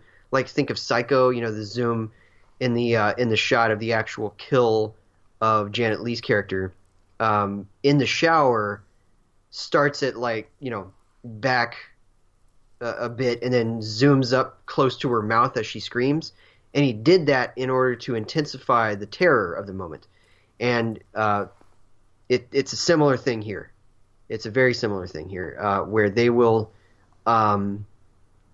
start with a wide angle shot and then just move in close to the character's face as a way of intensifying the tension of the moment, and it works brilliantly.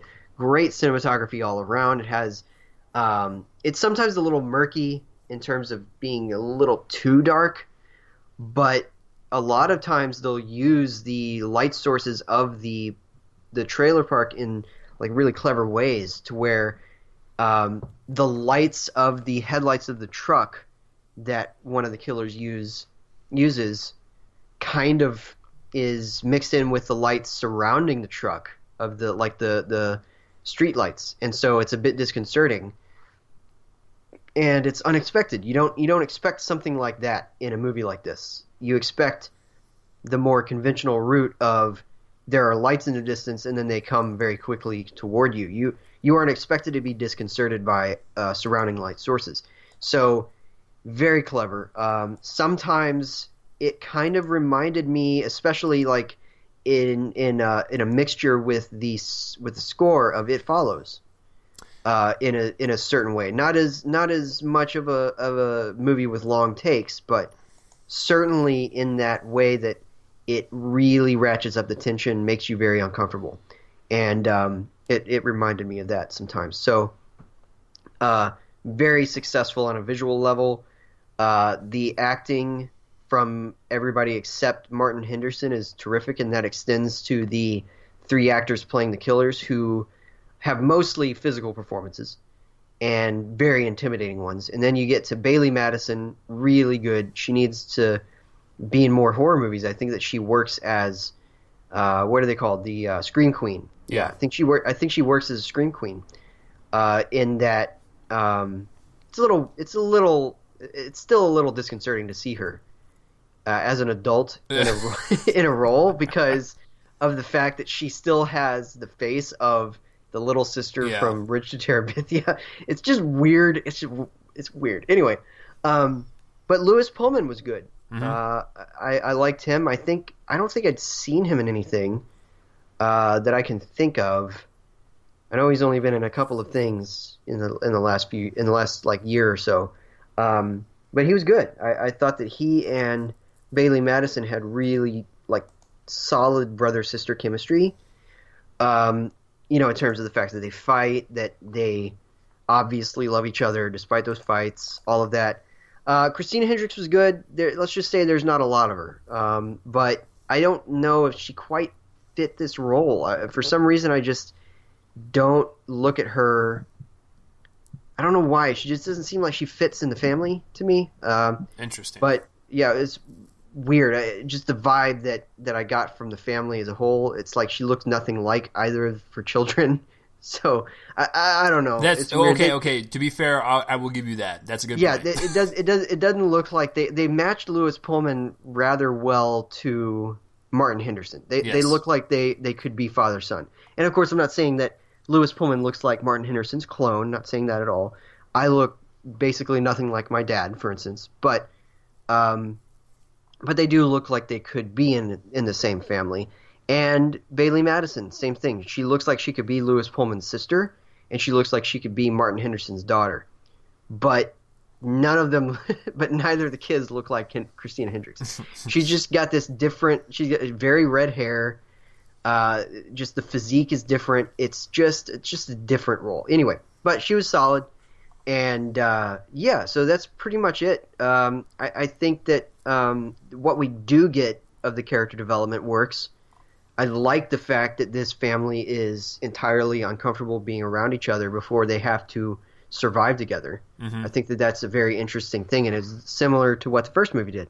Correct. Two people who are very resentful of each other, literally right after a failed proposal, having to protect each other, mm-hmm.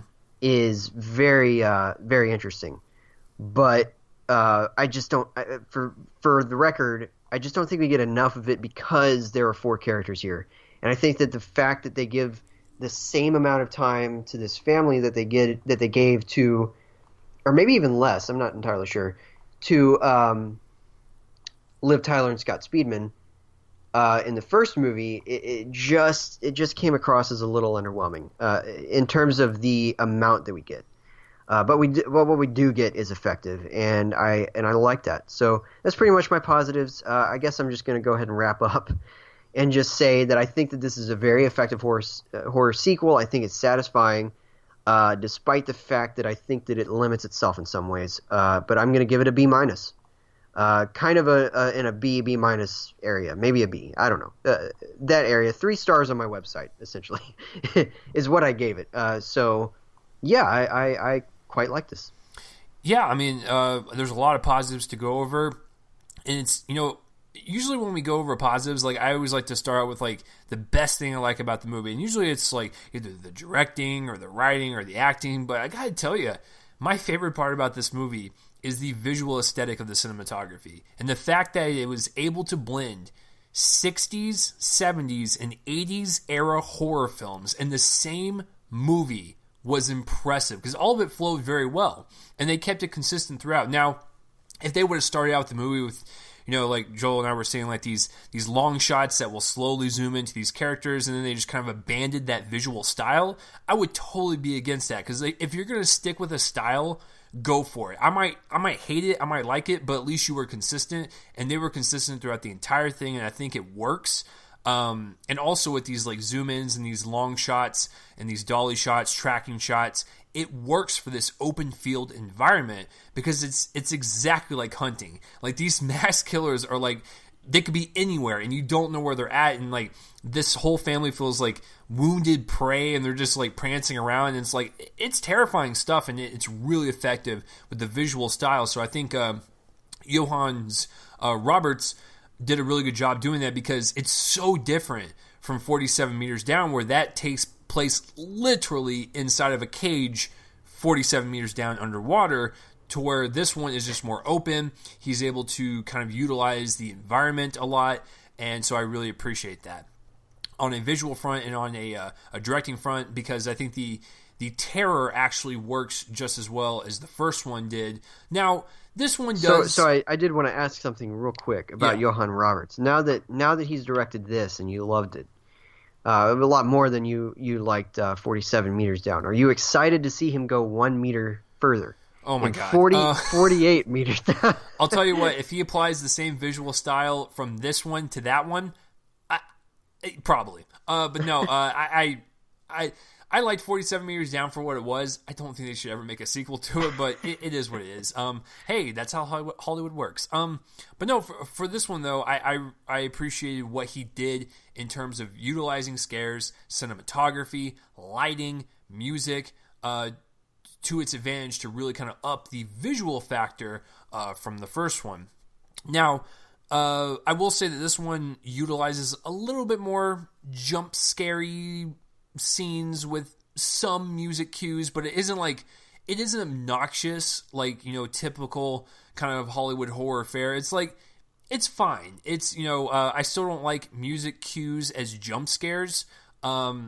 And this one doesn't like do it frivolously. It's like maybe like one or two of them, but I think for the most part, he still was able to capture the spirit of the first one by having minimal, music, minimal sound design to really just make you have this bone-chilling effect as you're watching it.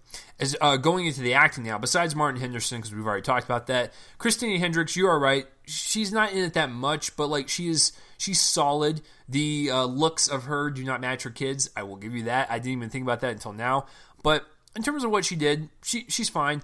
I have yet to see Mad Men. I know that's where she really got kind of her breakout start, and I've actually seen more movies with her husband, because he was one of the stoners in Super Troopers, and he's been in a couple other things. But she's fine. The kids are wonderful. What this movie does, without spoiling too much, is that it sets up these four characters, and then it switches to two of them that I didn't think would be the leads.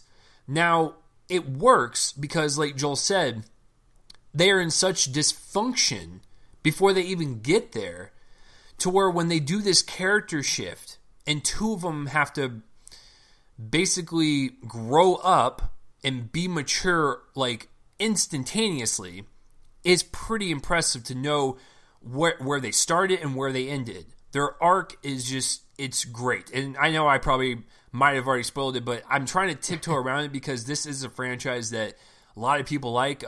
There was one gentleman that commented on my YouTube review, and he was from Australia, and he's like, yeah, it's really popular over here. I really love it and stuff. So I know it's really, popular, and so I'm trying to dance around it. But I will say the character shift into who has to grow up super fast to survive is pretty great. And that's basically it. I think, like I said, my biggest compliment is the visual aesthetic of it, and really matching Hitchcock, John Carpenter, and like what you said with like It Follows and stuff. A lot of that just kind of comes together as like a very unique horror experience, because I'm tired of like all these like basic horror films that look the same, and pretty much have the same, kind of style.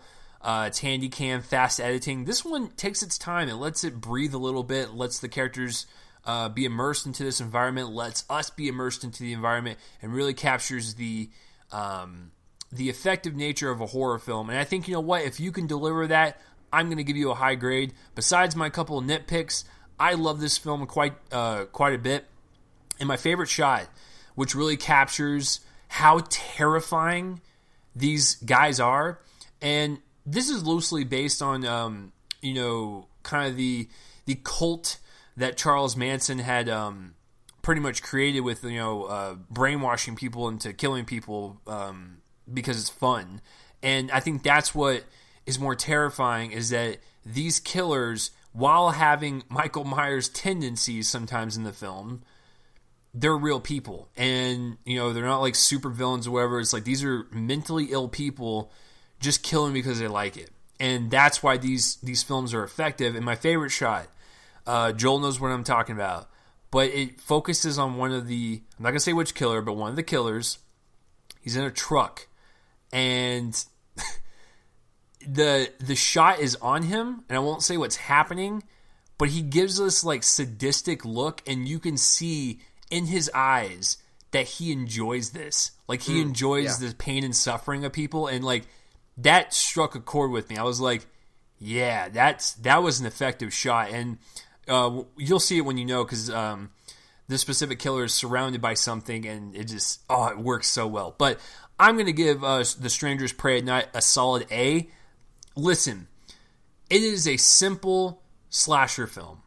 But you know what? They took risk with it. They made it visually interesting. It's generally terrifying. The performances are great overall. I love the character shift and the arc that these people have to go through. It works on those levels. And, you know, if you can deliver in your genre of what you're trying to accomplish, I'm going to give you high praise. And I think as a horror film and what it was trying to go for, Joel, I'm going with the solid A, man. I actually can't wait to watch it again. And it's films like this and like It Follows and stuff that, you know, they take horror films that could be simple on its surface and they elevate it to something new, and it's kind of inspiring. I'm just like, I want to see more stuff like this. And just real quick before we move on to Joel's solo review, I gotta say this. I am so sick and tired of people in movies and horror films talking on their phone and just, you know, reiterating what's happening on screen. It's like, bitch, we know what happened. We just saw it. Would you please shut up? Like, it just, it's, like, the screen that we were at, it was mainly the people behind us and, like, on the side of us. Like, they would not shut up. And, like, that's why I like the first one so much, because I saw it by myself in a theater by myself. Like, there was no one else in there, and that's what made it great. But I can't stand horror audiences. I cannot. And there were so many teenagers and kids in there. This was an R-rated film. What the hell are you doing? Whatever, Joel. Whatever, Joel. You got me amped up. You got me pissed off. I hate horror audiences. I guess just real quick to before you go into Wrinkle of Time, how was your audience? They were pretty good, actually. I was kind of lucky. There wasn't a lot of. In fact, I don't know if there were very many people in mine. I saw it at 1:30 on a Friday rather than at night. That's you know, why. Yeah, people are not going to go in the afternoon, especially on a work day. Well, because I have to bring up something just real quick with the people behind us. You know, going, that wouldn't happen. Why are they making dumb decisions? Okay, I realize that horror movies like get that cliche of like, you know, characters doing stupid stuff and that's how they get killed. You have to keep in mind the characters that are trying to survive. I will just say that they are scared in the moment and they've never really used weaponry before and they've never killed anyone before. You're going to be hesitant. You're going to make stupid mistakes because your mind is running 1,000 miles a minute. You're going to do that. It felt more realistic than most horror films. And so when those people behind us are going, that wouldn't happen. Okay, I want you to be in a trailer park trying to run away from these killers and see you you be flawless in everything you do. You're not. You're going to make stupid mistakes. You're going to be hesitant on killing people because I'm going to take a stab at it and say you've never killed anyone before. So it's stuff like that annoys me. I don't know what movie they were watching because this one didn't have characters doing stupid things. They had characters trying to act, like you said, in survival. Yeah. That doesn't mean if it's a clear example of something like in the Texas Chainsaw reboot from a few years ago, where not Leatherface but Texas Chainsaw, where you had Alexandria Daddario's character trying to escape Leatherface, and so she like grabs onto a Ferris wheel, and then he just waits while it just comes back around because it's a circle. That's a stupid thing. That's a stupid idiot trying to get away from someone. This movie didn't have that kind of thing happening. It was characters acting desperately in these situations. It wasn't just stupid things that would never happen. One, none of this would ever happen. Obviously, this kind of stuff has happened before, but like this, it probably would never happen. It's a movie. And two, it's just detach a little bit. Just detach a little bit and go with the flow. It's annoying. And I totally understand. I think that I absolutely hated my audience. It's crazy. It's crazy. I think I'm going to land on a solid B on this. Not a B minus. A B minus suggests almost not liking it, kind of. But yeah, I'm gonna say a B. I don't like it as much as you or as much as Mark. It's going to be weird when this pops up on both of your top tens. A movie that has, and I'm going to go to Rotten Tomatoes now. and look at it. A movie that has a 38% on Rotten Tomatoes. Well, damn. Yeah, I guess I mean, Mark and I are the exception in this one. very, very much in the minority, and so am I, really, because that's definitely nowhere near a B. Nope.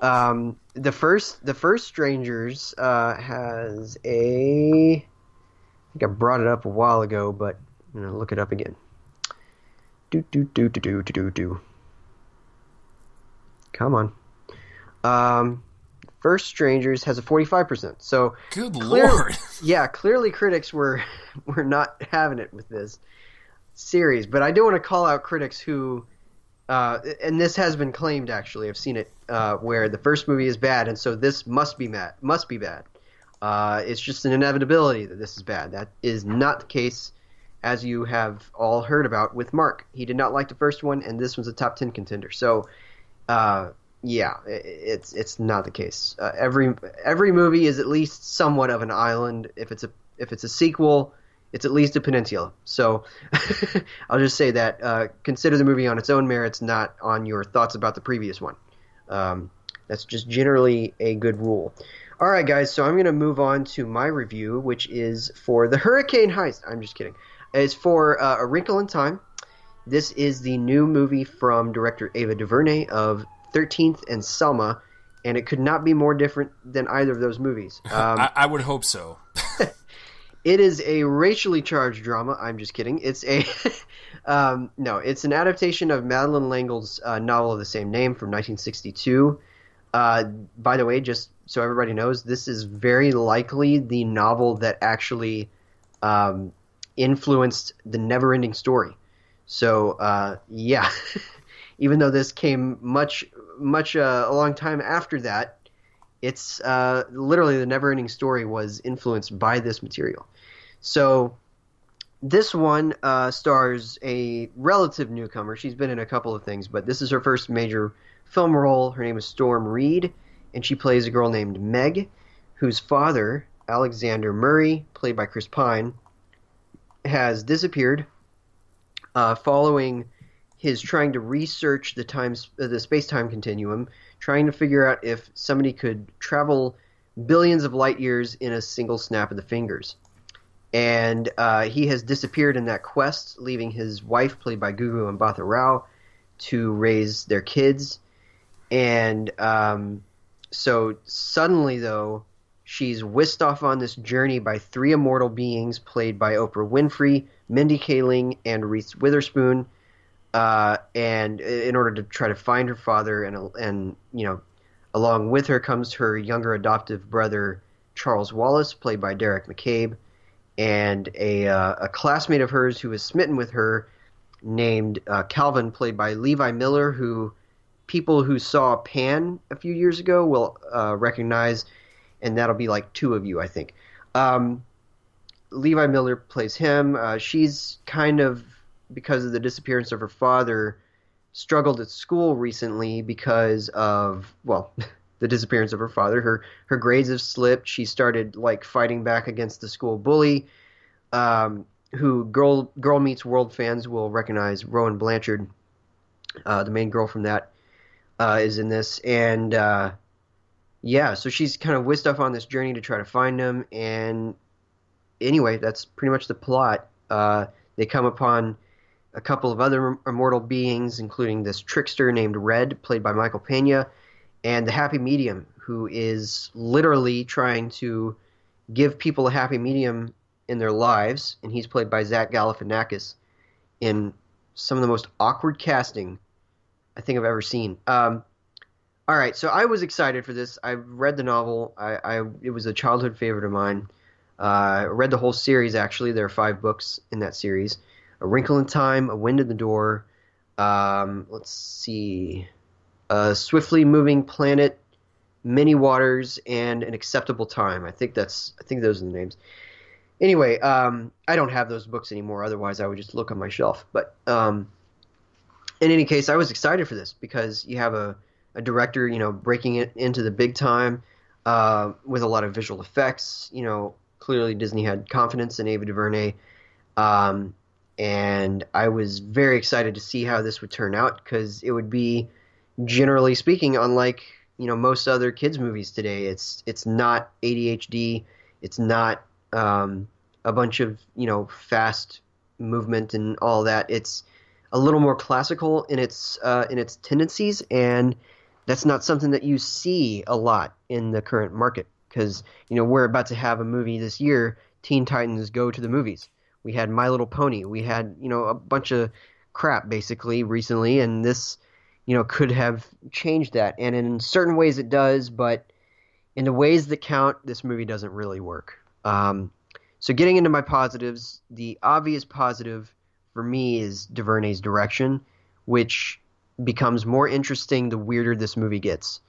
And it gets very weird. It basically turns into an acid trip for kids because there's a lot of jumping through different kinds of space and time, and we get a lot of production design that's absolutely gorgeous, and the visual effects are pretty solid. They're not the most polished, realistic things in the world, but there's like this scene where the Reese Witherspoon character named Mrs. Whatsit turns into a giant leaf and flies the kids across various levels of reality, and it's beautiful. It's a really lovely scene. The leaf, the human leaf or whatever, the flying leaf, isn't very realistic. It doesn't look like it's really interacting with the kids so much, even though they're on its back, but it's still an effective, sort of like Oakjaw from last year in that way, that it's an effective visual effect if not a completely convincing one in terms of interaction.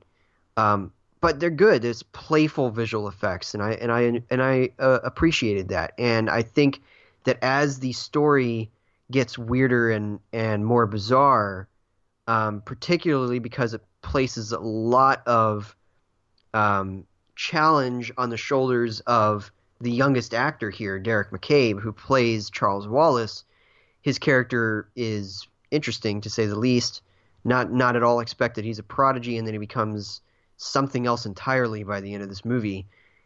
I think that it actually gets a little better. But, guys, this is a weird case of a movie that succeeds at what it's trying to do, but still fails as a whole, because on Earth, before we ever get to any of that, this movie really, really struggles. It rushes through the introduction of the immortal beings, all of whom are horribly miscast, especially Mindy Kaling. It rushes through all of that. It explains a lot of things that are inexplicable intentionally. We aren't supposed to be made to understand a lot of the stuff that's going on, and that was the case in the book. The book kind of threw a lot at us and didn't explain any of it, and didn't try to tell us how all of this stuff worked. And this movie does that. It does try to explain to us a lot of the specifics of how this stuff works, and it's just very confusing. I'm trying to duck around because a lot of it, again, is inexplicable. But you have, how Mrs. Whatsit works. For instance, we're never really told how Mrs. Who, played by Mindy Kaling, works. Mrs. Witch, played by, Oprah. Her sense of control is really vague, and it was always really vague in the books, and it's vague here, and it kind of makes her into this just kind of stand-in character where most of the time she's towering over everybody else. But yeah, it's just weird. So the positives are certainly that it gets weirder and better at the same time, but the negatives start right at the beginning when the movie rushes through everything. We don't get a sense of what makes Meg tick. We get barely a sense of the meaning that the disappearance of her father has on her, because Chris Pine disappears from the movie until the end of it.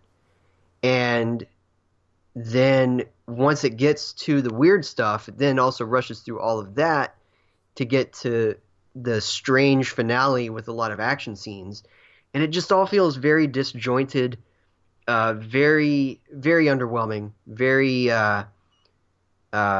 explainy. I like to use that word a lot, where it just is trying to explain so much to you that it just becomes a bunch of exposition that just is there to, fill the dialogue full of strange things that people are saying. You're like, wow, this is a strange thing that this person is saying, but really what they're trying to do is explain rules to you that aren't supposed to be explained to you. At least not until, the middle or second half of the series. And it's just increasingly underwhelming. And, so certainly the good things are that the kids are great, especially Storm Reed, really unaffected natural. Levi Miller's solid. Derek McCabe has a lot put on him as like this 7 or 8 year old actor, and he's up to the challenge. Michael Pena is fun. He plays, like I said, he plays a trickster who tries to lure them into their doom using food and rest at a very crucial moment. But guys, okay, these immortal beings. All right. Here's the thing. I think that in theory, casting Oprah as this larger than life figure is great casting. She's obviously larger than life herself in certain ways, considering she's so insanely wealthy. She certainly has the appearance here. She's got like jewels on her eyebrows and all that, glittery lipstick. She has, elaborate costume design and all that. It's in theory it works, but she looks so insanely detached from any sort of emotional connection to this story, because I don't think that she's actually rarely interacting with people. Like, she's so big that she's clearly working with, green screen and model and little, markers and, people off screen saying the lines of dialogue, and she's not actually interacting with the other people on the set. So it comes across as this very bland performance where she doesn't really seem to know what she wants to do. Mindy Kaling's character speaks entirely in pop culture quotes that she then attributes to the people who said them. So only one scene does she have dialogue that is her own, and she looks confused and bored the entire time. And she also wears different hairstyles. That's essentially all of her performance. I'm not I realize that I'm kind of, harping on the two actresses of color here, but I'm not against that. I'm against the writing of the characters. It's so vague. And then Reese Witherspoon just plays this very like off-puttingly chipper version of herself. Like they just had her basically play Elle Woods as an immortal being, and it just doesn't work. There's no character there, and there's no character to any of the immortals. And then you have Zach Galifianakis, who attempts this weird mix of silly humor and dramatic gravitas that is the most bizarre and off-kilter thing I've seen in a long time, where in one moment he's being very goofy in what he says, and then literally the next moment he's giving Meg some sort of reassurance and a gentle hug about the fact that her dad's gone. And it's the weirdest thing I've ever seen. I don't know, like, the casting story there. I don't know what happened. But in any case, this is a movie that I'm really on the fence about, because I want to like it, and you spend the entire time wanting to like the movie. But it just keeps rushing through things. It's under 2 hours. I think they could have used more than 2 hours to tell the story.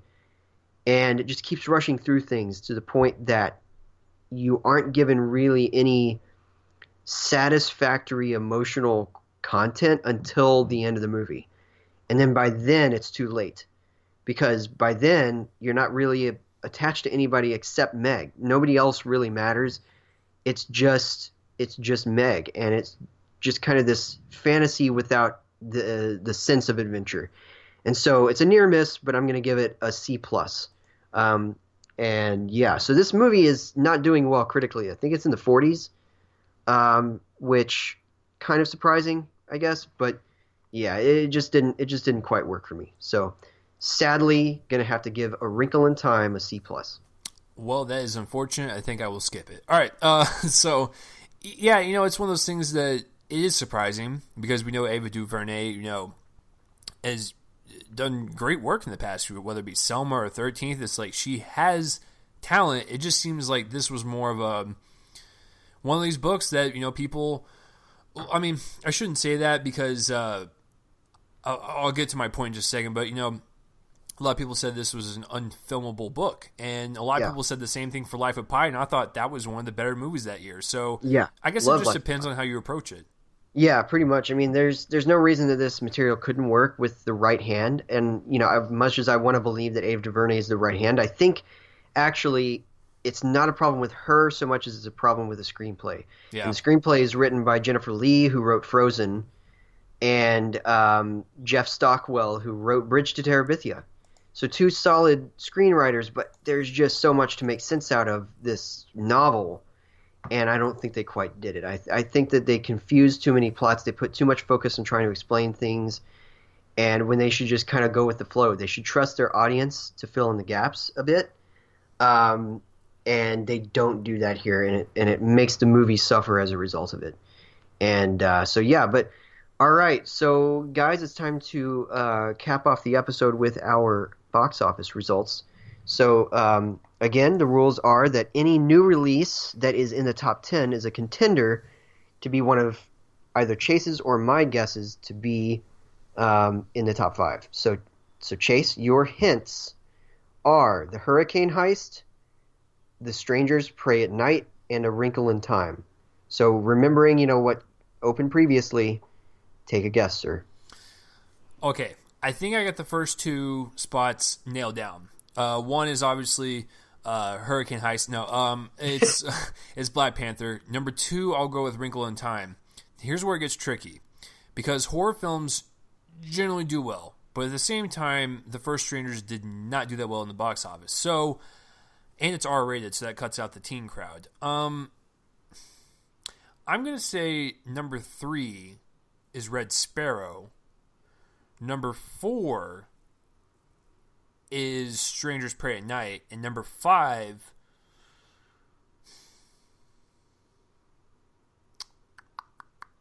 I'm going to say the Greatest Showman snuck in there once again. Because one of them has to sneak in there. It's either that or Jumanji. That's the narrative that's been playing for the past 3 months, is that they always sneak it at number 5. So, Joel, I know I at least got 2 right. Did I get anything beyond that? Well, okay, so you got 4 movies right. You switched 2 spaces, and you were way off on Jumanji or The Greatest Showman being included. Damn it. So I guess to start with those, Greatest Showman finally fell out of the top 10. It dropped from number 9 to 13 with 1.8 million. Finally, people are not seeing this movie. Finally. Basically.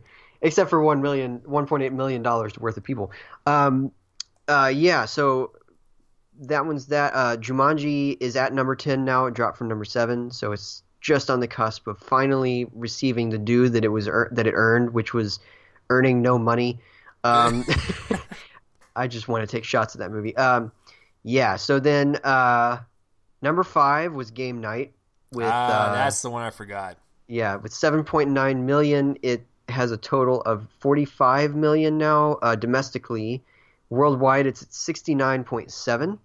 So it has a $37 million budget. It's just getting to that point where it's justifying itself, or breaking even, basically. And then, let's see, number 4 is Red Sparrow. That's why I switched. That's good for The Strangers. I didn't think it'd do that well. Yeah, so Red Sparrow's got 8.2 million for a domestic total of 31.1 million and a worldwide total of 82.9. So it's got a $69 million budget. As you were saying, it's got to make about 175 or so, and it's not really getting there. It's kind of struggling. I'm assuming that most of the budget was on Jennifer Lawrence because I know she's a high-priced actress.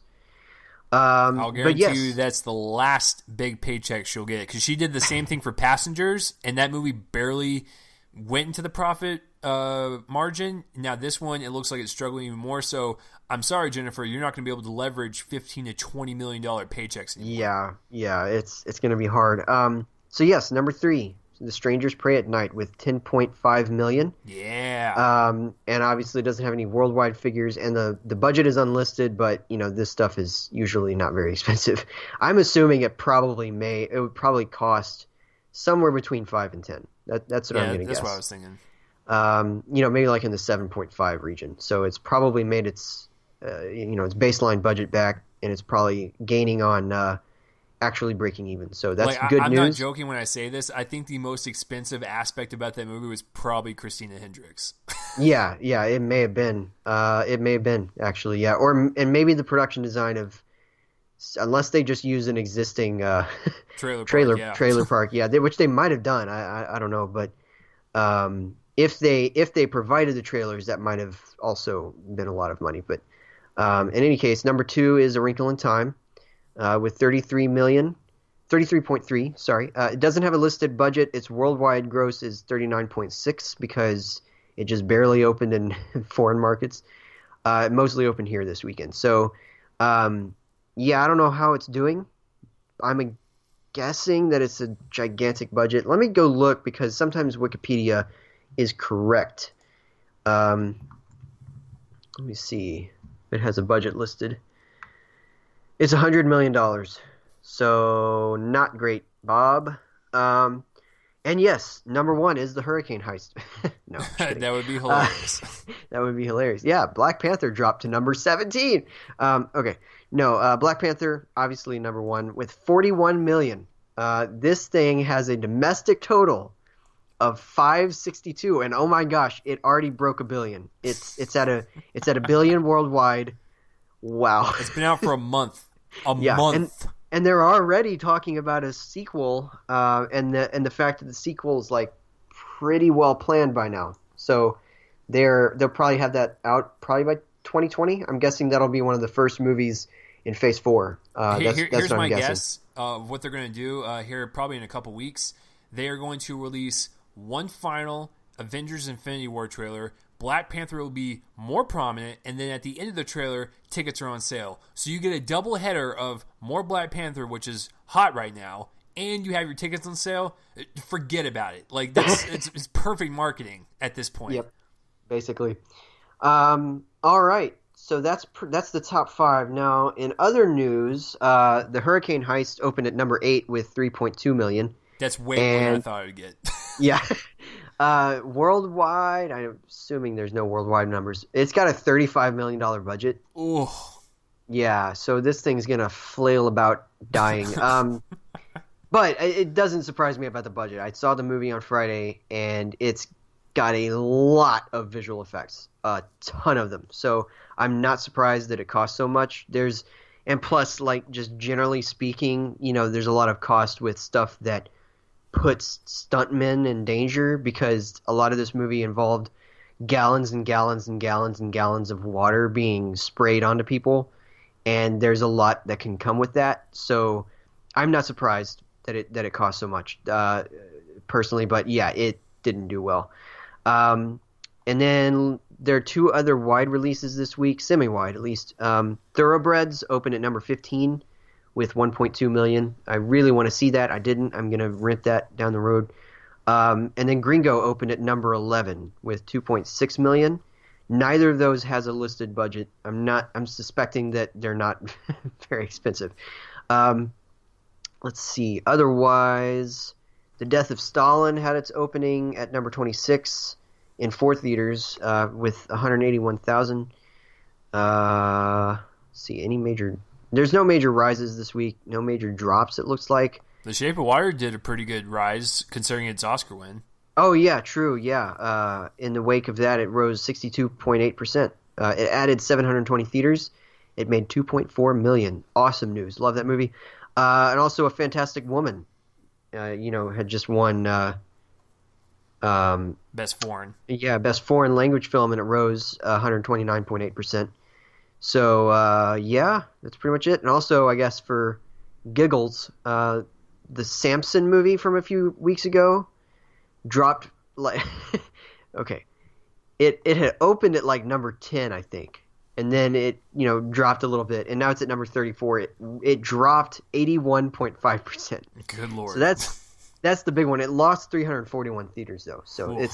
it's now only in 93 theaters in this country, which is not great news for Pure Flix. It only made 57,000. So they're gonna make all that back, of course, with God's Not Dead 3. Yep. But yeah, but even that's not even gonna open in the top 5, I suspect. So because those never do. But yeah, that's pretty much it, guys. Not a whole lot of movement. Really, not a lot of huge drops. Even Jumanji and The Greatest Showman only dropped 30% or so. Within 40%. So, and then Black Panther only dropped 38. So yeah, there you go. Oh, I guess it's going to me. The box office is pretty evenly dispersed from what I expect from all the movies to get. This is an interesting thing on Box Office Mojo. They keep track of the year and see which one is the highest domestically. It is such a wide gap between number 1 and number 2. It's just hilarious. So, well, and obviously we're in March. We've only been through a third or a fourth of the year so far. So obviously there's more movies coming out. But as of right now, The Maze Runner 3, 57 million at number 5. Insidious 4 with 67. Peter Rabbit with 93. 50 Shades Freed at 98. Black Panther at 562. Like, that's such a huge gap between number 1 and number 2. But that just, man, the power of Black Panther, man, that is crazy. So and nothing's gonna even like broach that for a long time. Probably until Avengers. Yeah, Infinity War is probably the only thing to threaten it. I'm going to be honest with you, is the only movie this year that will threaten it. Not even Han Solo can do it, not even Deadpool 2, not even the X-Men films, not even Aquaman. Infinity War is the only thing this year that can even touch that. So, congratulations, Black Panther. You have made everyone cry in their little boots. All right, so that will do it for this week's episode, guys, for 221. Joel, we got one coming out next week with 222, and it is a movie which I feel like we saw it 5 years ago. Yeah, so it looks to be about 3 weeks ago we saw this. That's crazy. I guess we can finally acknowledge that. They lifted the social media embargo, so we can say that we've seen it. Yeah. It's Love, Simon. It's the adaptation of the novel of the same name. It's got Nick Robinson. And that'll be our main review of topic next week. And then I will be offering an extra review because neither of us are very interested in this. In Tomb Raider. I'm going to be reviewing Tomb Raider. Yeah, thank you. Oh, you're so sweet. So yeah, I'll be offering that. I'm seeing that on Friday with The Death of Stalin. So that'll be an interesting double feature. But yeah, everybody can go read my reviews at joelonfilm.com. I mentioned that I started up with the Marvel reevaluation. I have reviews of A Wrinkle in Time and The Strangers and The Hurricane Heist, which I would give The Hurricane Heist a C. It's not terrible. It's whatever. And then, just go there to follow me there, and also on Twitter at Real Joel Copling. That's REL. On Letterboxd at J Copling, and you can find some of my writing at Dallas Movie Screenings. Yeah, if you want to follow me on Twitter, it's at Real Chasely. Subscribe to my YouTube channel where you'll get reviews early, like I did with The Strangers, or you can just wait until the podcast, or you can watch other movie reviews that I will do that I won't talk about in the show. There's a lot of extra content on there for sure. And then, of course, for this podcast, we're on Spreaker, iTunes, iHeartRadio, SoundCloud. We are everywhere, including this wonderful site that hosts it, Spreaker. So please spread it around and let people know this is the Definitive Movie Podcast, because if you're a movie fan, hopefully we convince you to be one, and hopefully you will fall in love with this community as much as we have, because you guys are the best. Joel and I, we are nobodies here in Texas. We are just two nerdy delinquents recording stuff in our bedrooms, and you guys make it literally possible. In my bedroom right now. It's true. Yeah, I record these in my bedroom as well. So we're glad that we have people that listen and stuff, and you guys are the best. So yeah, next week will be 222 with Love, Simon, and Joel's review of Tomb Raider. But this week was 221. What a great show. You guys are awesome. All the links will be in the description below. Let's play the outro music. We will see you guys next week for another episode of Real Me and Colin, a movie podcast. Everyone, you are awesome. Bye-bye. Bye.